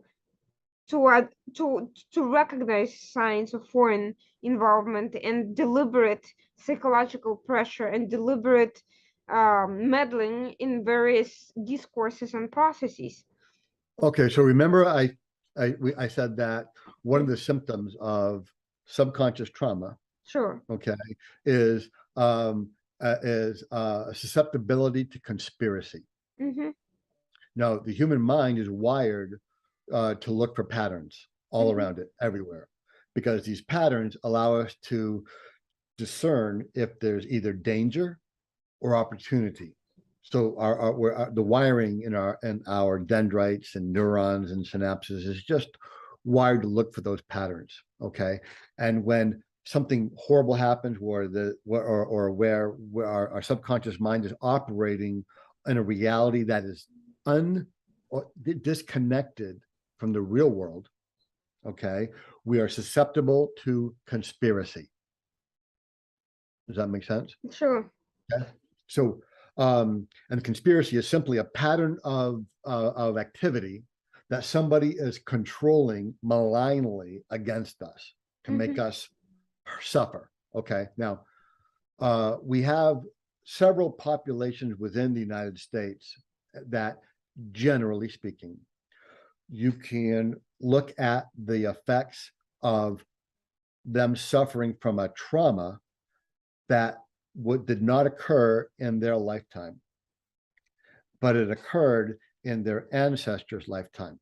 So we have two groups. We have a population of white Americans and a population of Black Americans, okay, who, not all of them by any means, okay, but a core number of each of these two groups that I'll explain is suffering from a type of psychological trauma, broken reality, that they didn't do themselves. They inherited it. They were taught it from their parents, who were taught it from their parents and their parents and their parents. So let's go all the way back to the antebellum South, in a time when in America we had a plantation, which is a farm, and on this farm there were two groups of human beings. One were Africans who were enslaved, and the other were sharecroppers, often who were indentured servants, and they operated on this farm. Now let's start with the African population first of this antebellum, which means it's in slavery time in America. So if you and I are a husband and wife, we're both Black, and we have our beautiful daughter and our beautiful son. Now, you and I know how to function and operate in this plantation as Black slaves. We have an idea of what to expect, what we can expect. We work to try to love each other and have a semblance of community, despite the fact that we are enslaved people, okay? And we may have even been born into slavery, but let's just not go beyond us, stay with you and I. You and I will see what happens if one of our kind speaks out the wrong way. They're going to be whipped, maybe starved, maybe beaten, going to be punished severely. Isn't that right? Okay. So you and I are going to be very working together to make sure that our son or daughter does not suffer from that horrifying fate. Cat o' nine tails is all manner of horrifying, cruel ways of punishing Black slaves in the antebellum South before the end of slavery. And so you and I are going to be teaching our son and daughter, not even consciously, cognitively, but unconsciously, subconsciously, we're going to be instilling in our Black son and our Black daughter how to not get murdered, how to survive their brutal captivity. Would you agree with that? Be natural. Absolutely, sure. I mean, we probably wouldn't even have many conversations about it. Our son and daughter would be watching our behavior, copying, mimicking our behavior, so that when a white person on that plantation came by, we would act a certain way. And then they would begin acting a certain way. And if we had a child that had a really strong personality and they were like acting differently, we would like, no, take them away. We would make them act properly. Does that make sense? Mm-hmm. What you and I are doing is we're teaching because it's actually real, we are slaves, we're teaching our children how to survive in this horrifying reality that we're in now, right? And because it's not so much as a conscious like lesson plan, like, okay, we're going to teach slavery 101 in the slave shack to our newly born slave children. Okay, it's not like that, right? Mm-hmm. It's this almost subconscious way of imprinting on our next generation, and then they'll grow up and do the same thing and the same thing. But guess what happens somewhere between the antebellum South and the year 2022? Slavery ended. Sure. Civil rights were pushed. Civil rights were granted. Civil rights were fought for in practice rather than just in principle or in law and so forth. But many Americans of African descent were still unconsciously transmitting this broken way of being onto their children without meaning to, without even understanding they were doing it, until African American leaders began to say, okay, we've studied what's been happening to us, and this is what we've been doing.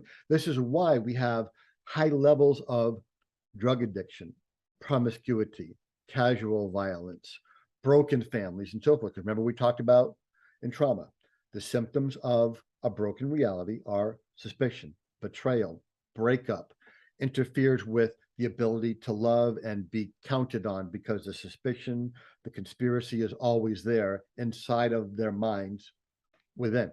And the only way you overcome this kind of inherited trauma is by first recognizing that you're the victim of it, that it was transmitted to you through no fault of your own, no fault of your parents even, or grandparents, or whatever. The real fault was the slave owners in the antebellum South who created that horrifying reality.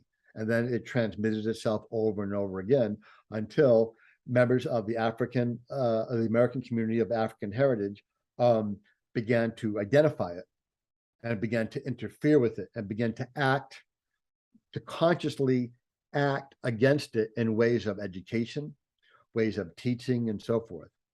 Does that make sense? Sure, of course.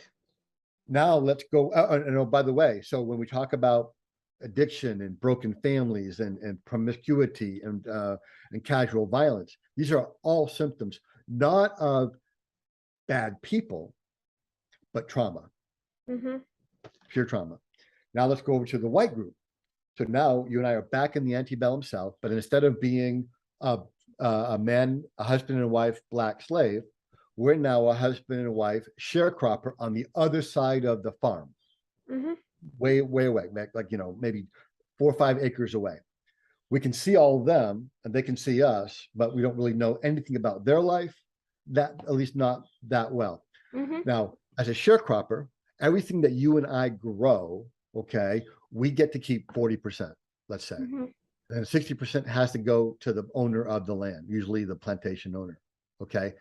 But and maybe for the first couple of years that we have that we're working as sharecroppers after our indentured servitude is over to get us to the United States, from Europe or wherever, we have some good harvest. And so we're able to feed ourselves, and we have a couple of children. We sell some parts of the 40% of our harvest to get some furniture and make life nice for ourselves, right? But then a drought happens, or pestilence, or diseases come and afflict our crops, and we lose most of our crop. Maybe we have like 30% of a healthy crop, but guess what? 60% of that crop has to go to the plantation owner. So it's 60% of 30%, which only leaves us with like 10% or something less of the whole crop. So we look across and we see the farmers that are of African heritage. They're slaves, and we know they're slaves, but we've never owned a slave. We don't know what it's like to be a slave. We don't know what it's like to own a slave. It's a reality that is beyond our experience coming from Europe. Make sense? Sure. So, but what we are seeing them is they've got food every morning, every evening, and they have medicines, and they have good, clean water, and they have all of that. Now, it may not resonate with us that, yes, they're being taken care of because they are property, like a horse or a cow. And you and I won't have a problem with seeing horses and cows get food and water and veterinary support, okay, even though we may not be able to afford it for ourselves or our children. But now we're seeing Africans get that, and it began realizing that, or having an idea that we are marginalized. That group of white population, and there's a book by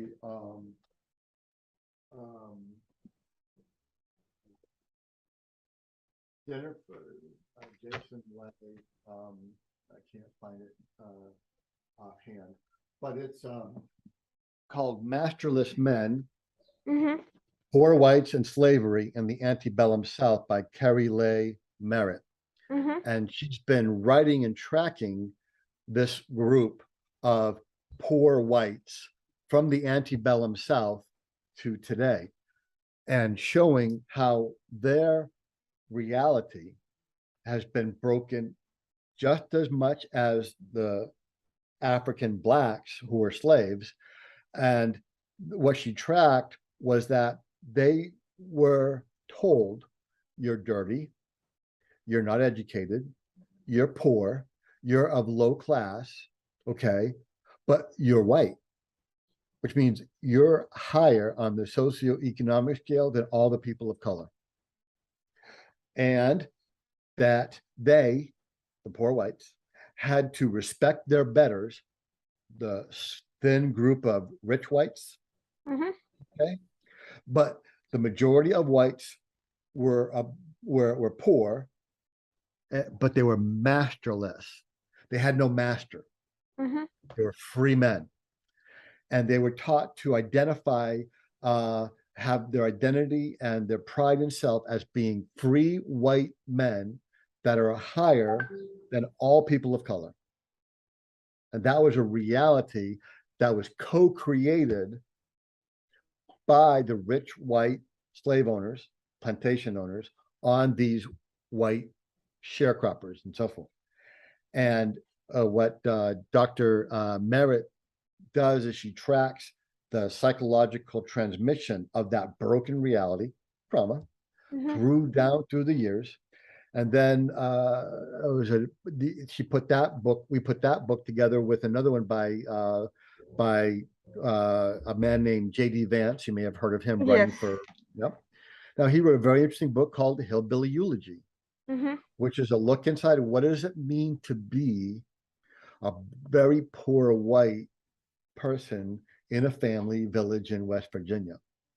When you compare his depiction of life there with what you find from Dr. Merritt, you start seeing the beginning of the broken reality as it was created and then transmitted generationally to what does it look like in 2022 actually in an American, white American poor village, where people believe that their principal point of pride is that they're not slaves and they're white.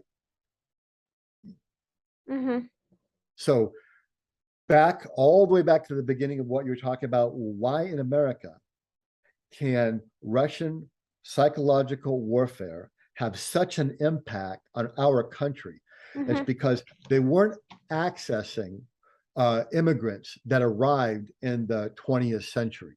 They weren't accessing Black, white, Asian men, women, families who had successfully escaped from the, I'll call it a bond of trauma, to a city with an education and development and so forth. And then through through classes on parenting, classes on being human in college or other places, they were able to come up with modes of teaching and training their children and grandchildren and great-grandchildren to the point where any evidence or affect of this inherited trauma disappeared. Mhm. You follow me? Okay. Sure. They're not messaging those populations. Mhm. They're messaging the populations in America that are suffering from an inherited trauma that is over a century and a half old. That's actually a really interesting point that I have not thought of previously, but I think really needs to be emphasized a lot more. And I'm Now, going to this look this into this book. transmission of trauma, you can go to the Midwest, you can go to Iowa, Nebraska, places where there was the Dust Bowl during the Depression, where Mhm. life in that middle part of America was so horribly desperate that many families just ceased to exist. And even today, you can go into a restaurant in one of these small towns, and if you do an experiment, put a small shaker of salt and pepper on the table, and some number of customers will, out of subconscious habit, grab the salt and pepper. Maybe it's just a cheap throwaway, but you'll find them taking things and preserving them and saving them, and they won't be able to explain why. They may have a wonderful income. There's no more rational, logical reason for them to do that Mhm. outside of the fact that they've been habituated by trauma from their parents, from their grandparents, great-grandparents, who were Depression era families, that if you do this, if this happens, you see this, you do this. Mhm. Similar to how Catholics, many of them, they pass by a church in the car and they do this. And then their Protestant friends say, what did you do that for? Do what? I didn't do anything. Yeah, you just did this. I did not. They don't even know they're doing it, right? Mhm. So this is behavior traits, practices that have been deeply imprinted that you won't even know. Now, I'm not saying you should stop making the sign of the cross if you're a Catholic, if you pass a church. All I'm saying is that these kinds of imprinting is Mhm. how it gets passed on from one generation to another. That's all. Mhm. And it Very won't be interesting changed point. until it's cognitively, consciously understood and then dealt with in an appropriate manner. Well, that definitely shows that the communication pattern to these populations from our own internal governments has been has a lot left to be desired, and there is a need for specialty in understanding the psychological, not just the cultural, not just the political, but the psychological underlying basis of these operations and how they Right. evolve and how to design them. It's still I see a lot. We have a great base of knowledge of understanding non-state actors, of understanding state actors. We have a body of evidence from the Cold War, from engaging with various terrorist and extremist groups and understanding their dynamics. Still, nevertheless, the world political emphasis seems to be entirely on military and political engagement, not on psychological basis for engagement, and certainly not on the ideological information or psychological approach to combating these elements and combating their influence on societies. Yeah. That I think is a missing chunk. I see criticism of it everywhere in West Africa, in the Sahel, one of the failures of the counterterrorism movements in the Sahel that I have heard across the board from Africans, from Europeans, from everyone, is the complete failure to address factors outside pure counterterrorism operations. Right, that's right. I served in Niger and Mali in 2013 and 14, running not counterterrorism, but it was the holistic nation building part of the non-lethal targeting, engagement, influence that tried to pull the civilian population away from being weaponized by Mokhtar Bel-Mokhtar, by Al-Qaeda in the Maghreb, by Mujwa, or any of the other communities. And that included trying to it included the development of educational programs for traditional elders, traditional Mhm. chiefs in psychological warfare inoculation. Now, we didn't call it that. What we called it instead was educating the elders and the leaders of historical, tribal, ethnic communities about the world that's coming to them without them having to leave this intrusive, globalizing world. What does it look like? What does it sound like? Sometimes our training programs looked no more than taking collectives of elders in a respectful manner, if you will, to see a ship port or an animal processing facility or a grain processing facility, the massive ones and so forth. And the first time many of them have seen it was shocking, because they didn't have the conceptualization that the world around them had grown so dramatically. And they were seeing things that were nowhere in their forebears' stories, poems, or historical narrative. And that had to be followed up by helping them understand how they could help their communities begin to reorient their ideas, their customary modes of thought and behavior, to where they'd have a good chance at surviving and thriving in this new globalized world. If that makes sense. Of You know? course. So it's a way of trying to prevent war from happening in the first place. Mhm. But right now, it's a struggle between the civilian population, where malign states, malign actors have figured out how to break a civilian community population segment and turn it into a weapon against each other, against other communities, and against the political state, making it nearly impossible to govern.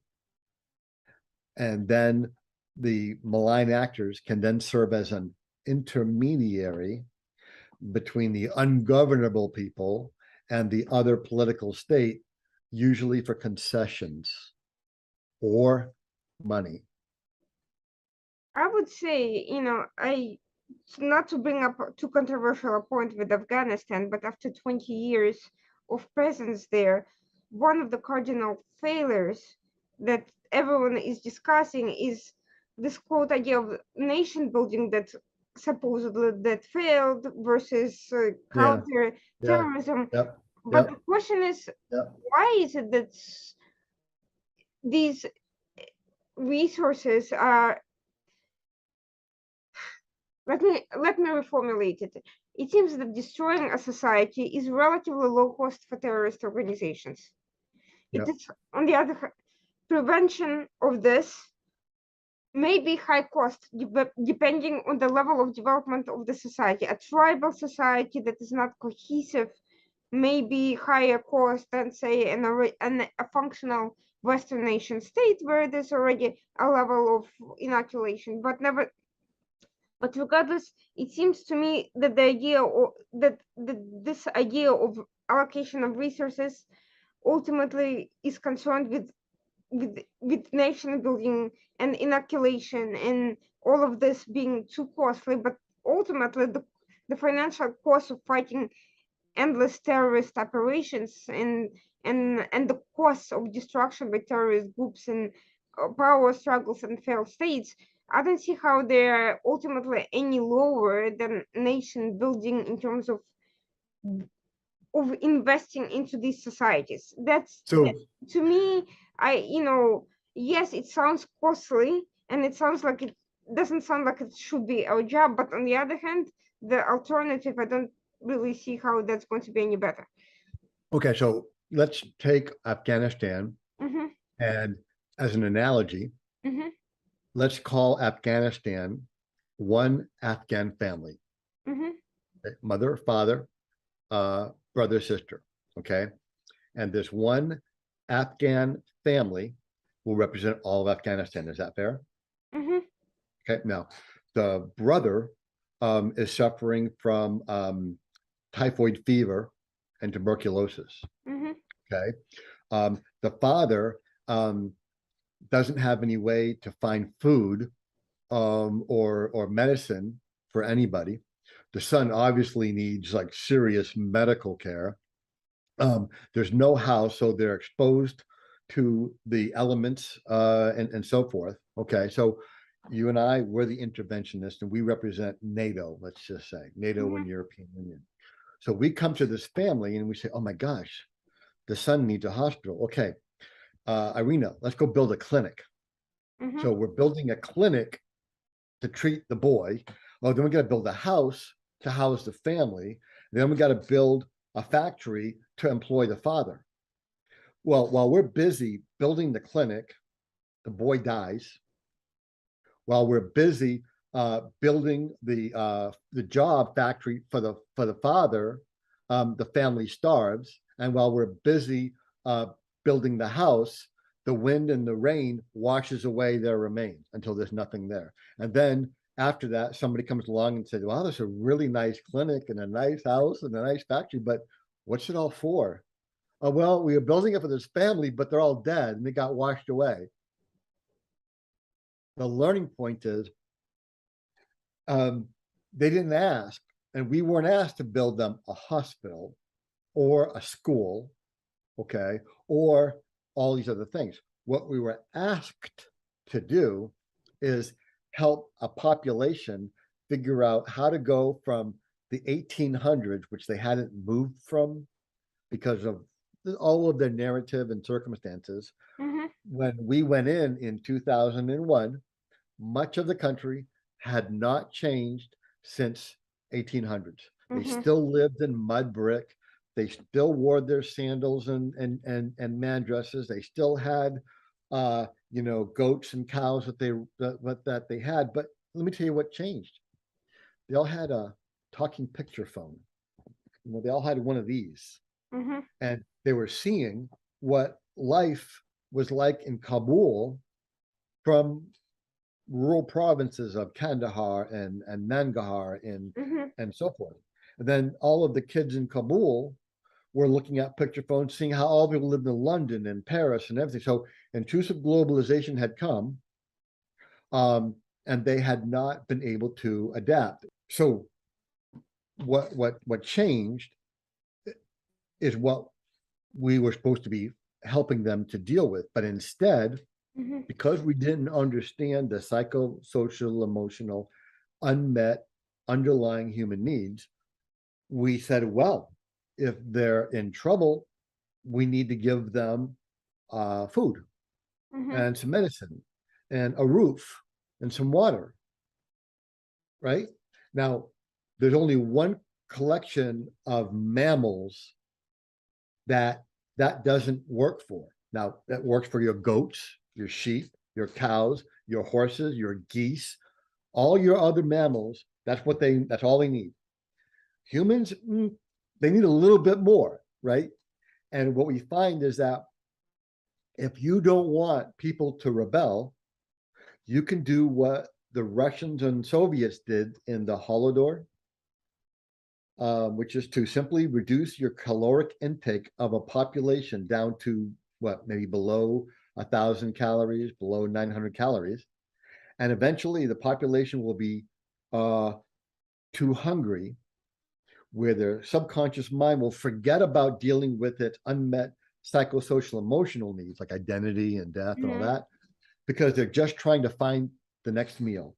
They're just trying to figure out how to find food for their baby boy or their girl. Okay. So if you reduce their ability to meet their physical and security needs down to the point where their momentary physical security or survival is not assured, then their entire mind, conscious and subconscious, will focus only on trying to sustain their life.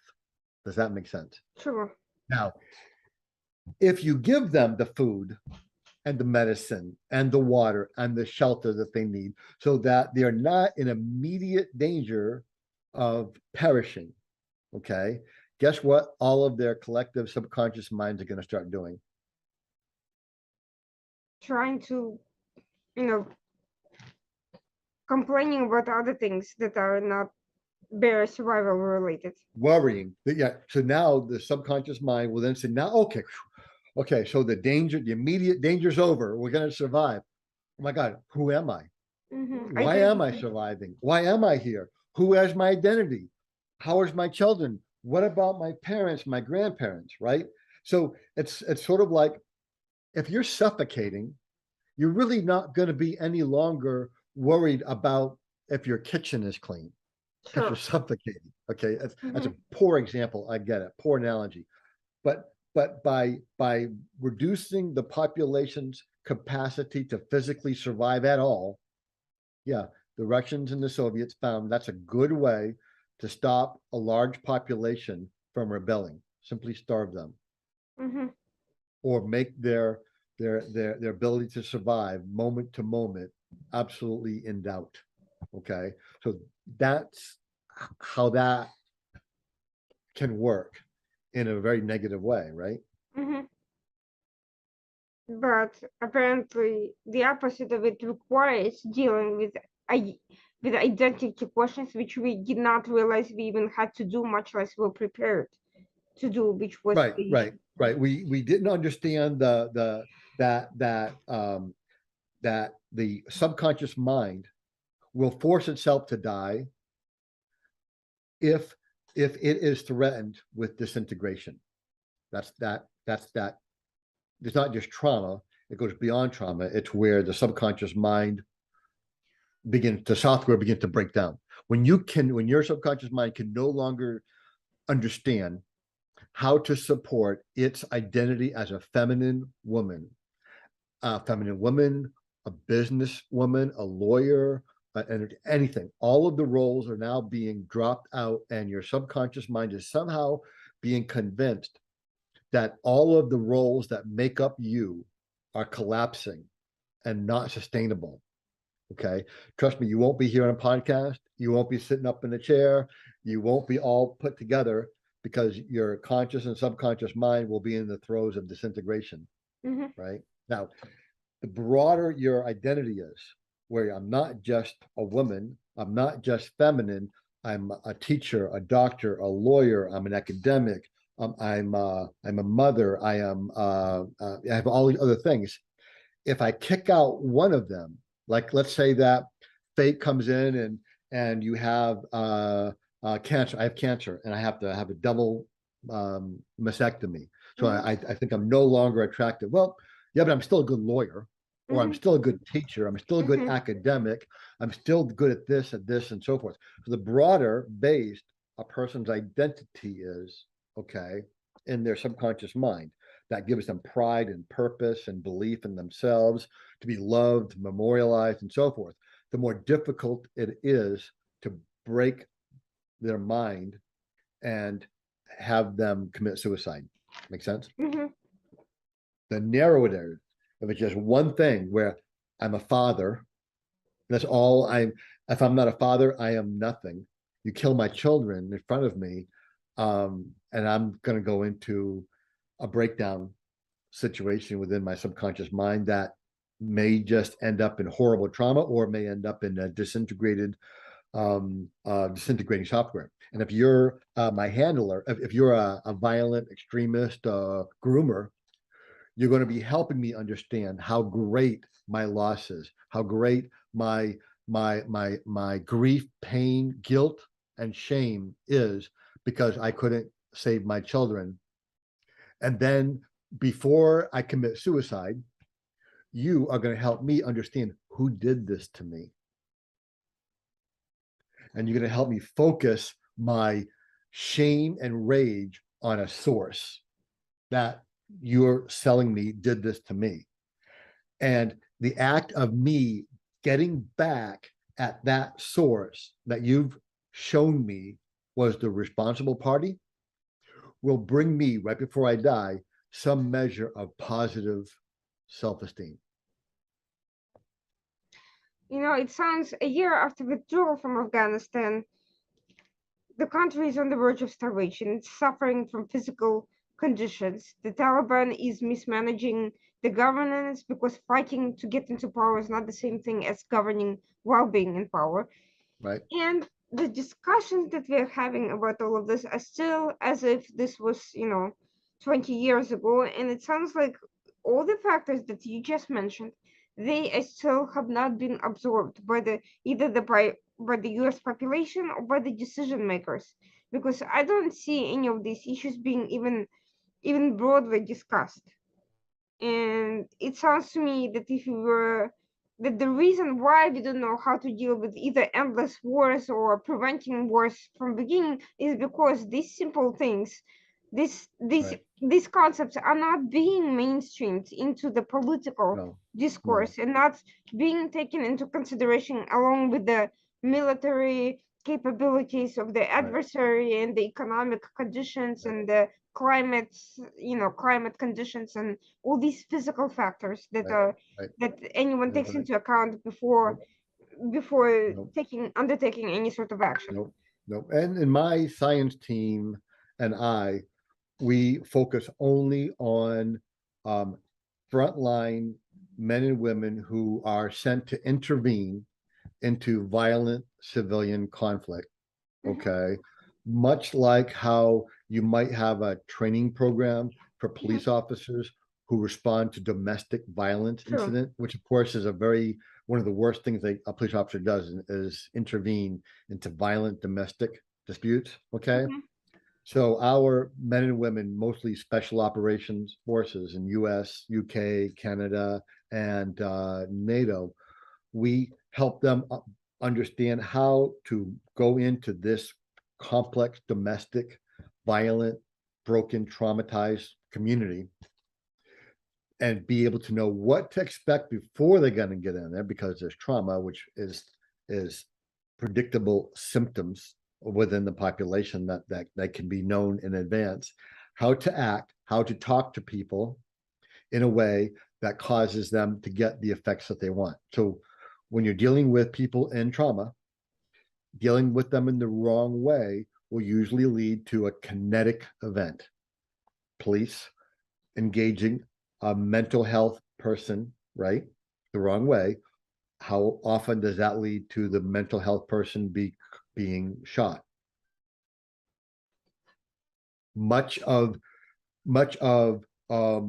urban populations, capital cities, police forces, when you look at their shooting statistics, a large disproportionate number of police involved shootings involve mental health suspects. It's because they don't have those skills to know how to do them. Now, police forces, they can summon backup. And if the police can't handle it, the National Guard can come in, you know what I'm saying? Our special operation interventionists, they're out there on a very thin thread all by themselves. I've been in conditions where I was with a small team in that kind of situation, and it would take 4 days, 5 days for a rescue force to get to me. And I had to be prepared to self-evacuate if the situation warranted it, right? So these kinds of special operations, frontline interventionist men and women, they need to have a cutting edge understanding of how to go in, how to engage, how to influence, how to ameliorate and mitigate the ongoing violent weaponization by malign actors, state and non-state. And we do this in Syria, Mali, Niger, Uganda, everywhere, Central America, South America, Middle East. This is how special operations engages, by having a capacity to go into and descend into this violent space where the civilian population is being weaponized against itself, against others, or against the government, and essentially wrestle them away from their opponent. And it's very hard, very difficult. And the reason why we're barely able to do it enough with the small group, the small collective that we're working with, because it's not like I can teach you once and then you know it, right? Like I teach you how to like take apart, a rifle, and after you do it 5 or 6 times, you know how to do it. You can go on your own. This kind of how to take apart psychologically, sociologically, and emotionally a community so that it can be pulled away from being weaponized through violence, okay, or bad influencing, and then put back together, helping them put themselves back together again, because you can't do it for them. All you can do is help them realize how to put themselves back together again, and how they are going to get out of this target zone that they're being targeted in. Okay. That's the stuff of difficulty. And we focus on teaching bit by bit these first line interventionists.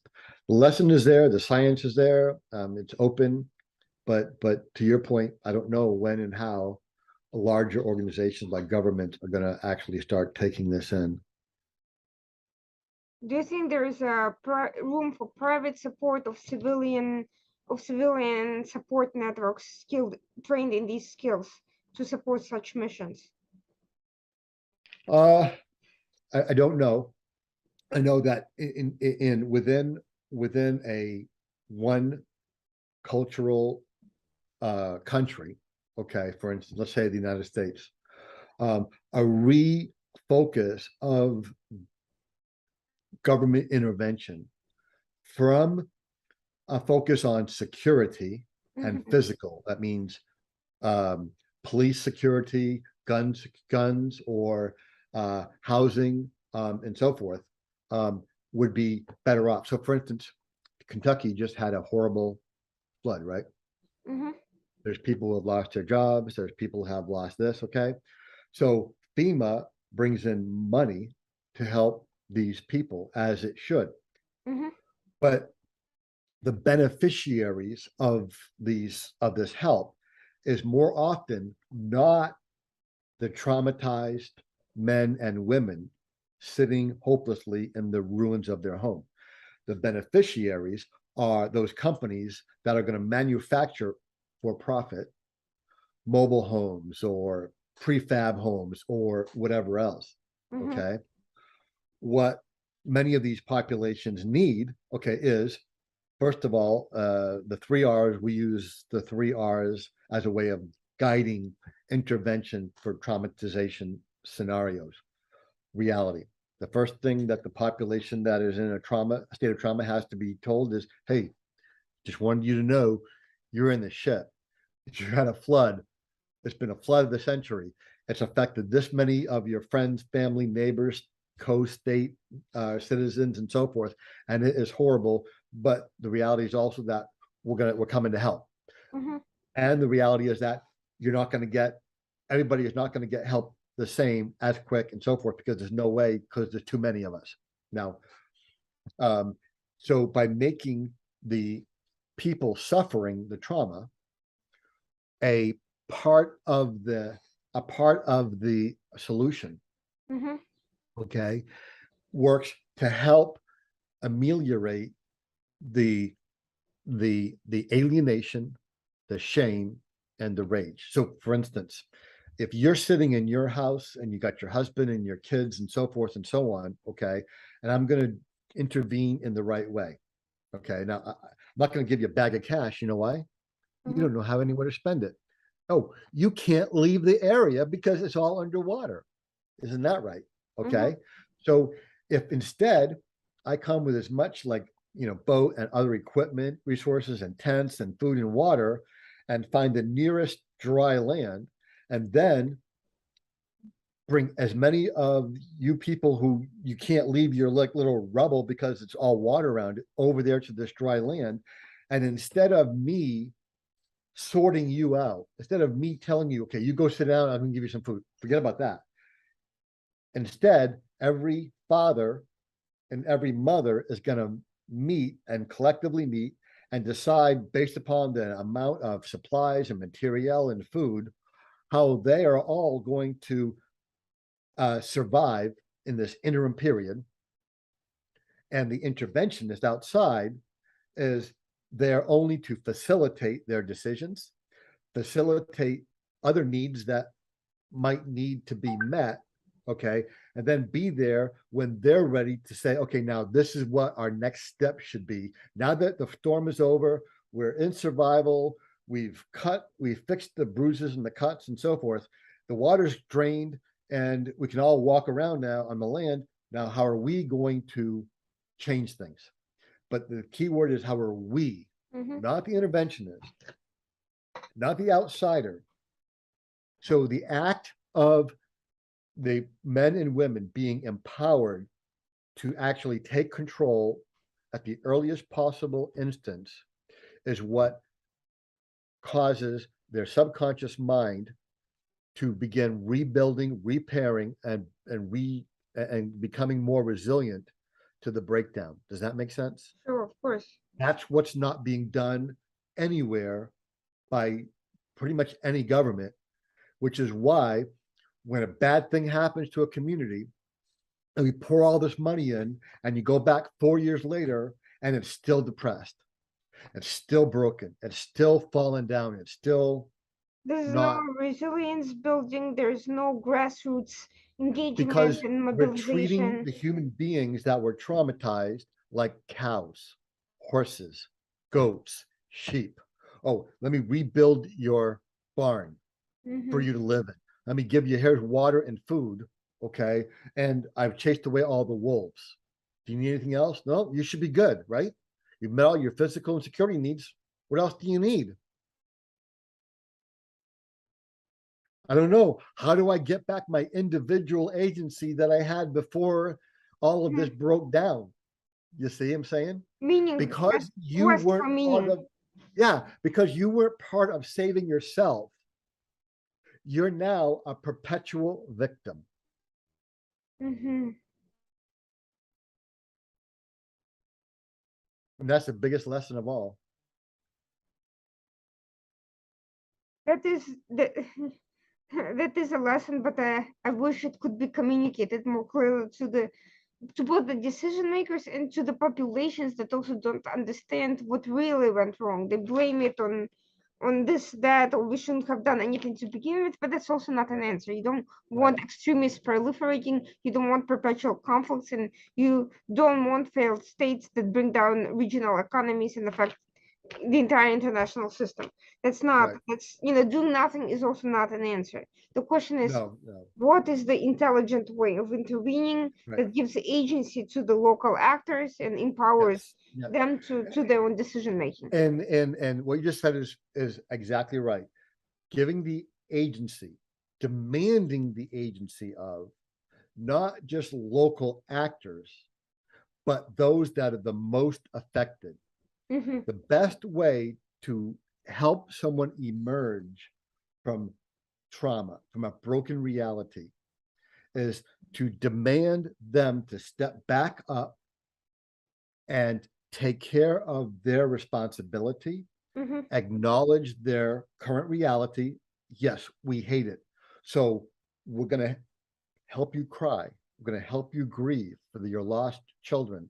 And then we're going to demand that you step back up, take these resources, and begin protecting and safeguarding the lives of the rest of your children by forcing them to come back into becoming a savior, nurturer, creator of their own recovery. Is how you reinvent, is how you fix the most damaging, destructive part of it. The psychological, sociological, emotional. That I think is the most encouraging thing I have heard in a very long time, because it makes sense. It makes sense. It makes sense for people to have a sense of dignity and not just be a sense of an object that is being rescued and out of control, but to have a return to a sense of control over their lives, to have a sense of being a catalyst of something positive and not just be dependent and resentful of somebody else. Right. And if we could ever get the USAID, the European equivalent, the European Union aid to developing countries, and all of the NATO and allied CIMIC, civil military cooperation and so forth, if we could ever get all of those bodies to recognize that profound lesson, that they're not supposed to be treating human beings like animals. Mm-hmm. They're supposed to be helping human beings rebuild their psychosocial and emotional capacity by helping them rebuild their security and their physical needs. Anything you give to them, you takes away accrual of benefit from them. Whoever creates grows here, right? Whoever secures, protects, supports, grows here. When outside interventionists are coming in and they're doing all the protecting, all the creating, all of the building back up, these outside interventionists that don't need it, they're the ones growing here. Mm-hmm. That's why most foreign aid, okay, only results in goodness or benefit accrual to the country that's hired the interventionist, and very little, if any, accrues to the population that they are claiming to want to help. Mm-hmm. So That with that, I mean, there's a lot more to it than that, but probably the most important and profound lessons are right there. And we'll see if one day men and women in governance and policy can finally understand how we really are as humans and adapt. Well, I think the fact that we are having this discussion that is going to be out there, that increasingly there is, I think there is an internal human hunger for meaningful discussions, not just for cheap infotainment, talking points, and much as everyone likes to say that people don't have the capacity to read and think, I don't believe that to be the case. I think there is an inherent hunger for that. And I think Yep.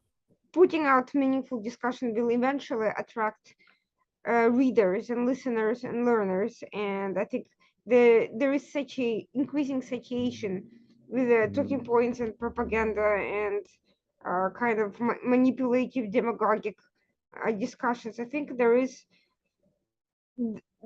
a likelihood that the discerning discussions will change the dynamic, will change the discourse, and will start thinking, get people thinking about a more meaningful way to engage with their own reality, I think. Yeah. When we give this course on psychological warfare, non-lethal targeting engagement, both for CIMIC, special operators, and so forth, we'd give it in a 40-hour period, continuously for 40 hours. I mean, obviously 10 hours, 8-9 hours a day through 5 days. Sure. Mm-hmm. And the students daily and the instructors daily are exhausted, just mentally exhausted. The students all claim that they're not remembering or grasping all of it. Mm-hmm. But then we do the test at the end, which is a virtual reality headset, Mm-hmm. where the scenario that they have been studying, Africa, Middle East, whatever, comes alive, and within the virtual reality, it's like a game where they touch yes buttons and what to do. They demonstrate an advanced capacity for intuitively knowing what to do and so forth within this game. And then afterwards, we ask them, well, how did you know how to do this? I don't know. All of a sudden, it just seemed right.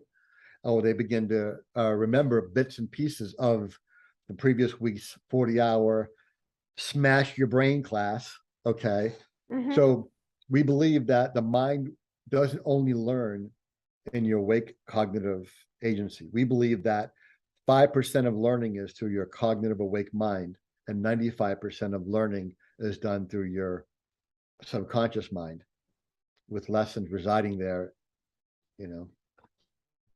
So we'll see.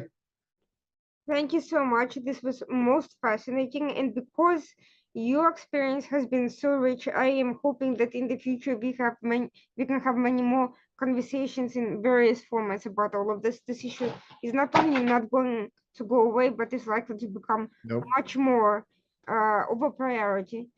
much more needed. Yes, you're absolutely right. And Wonderful talking to you.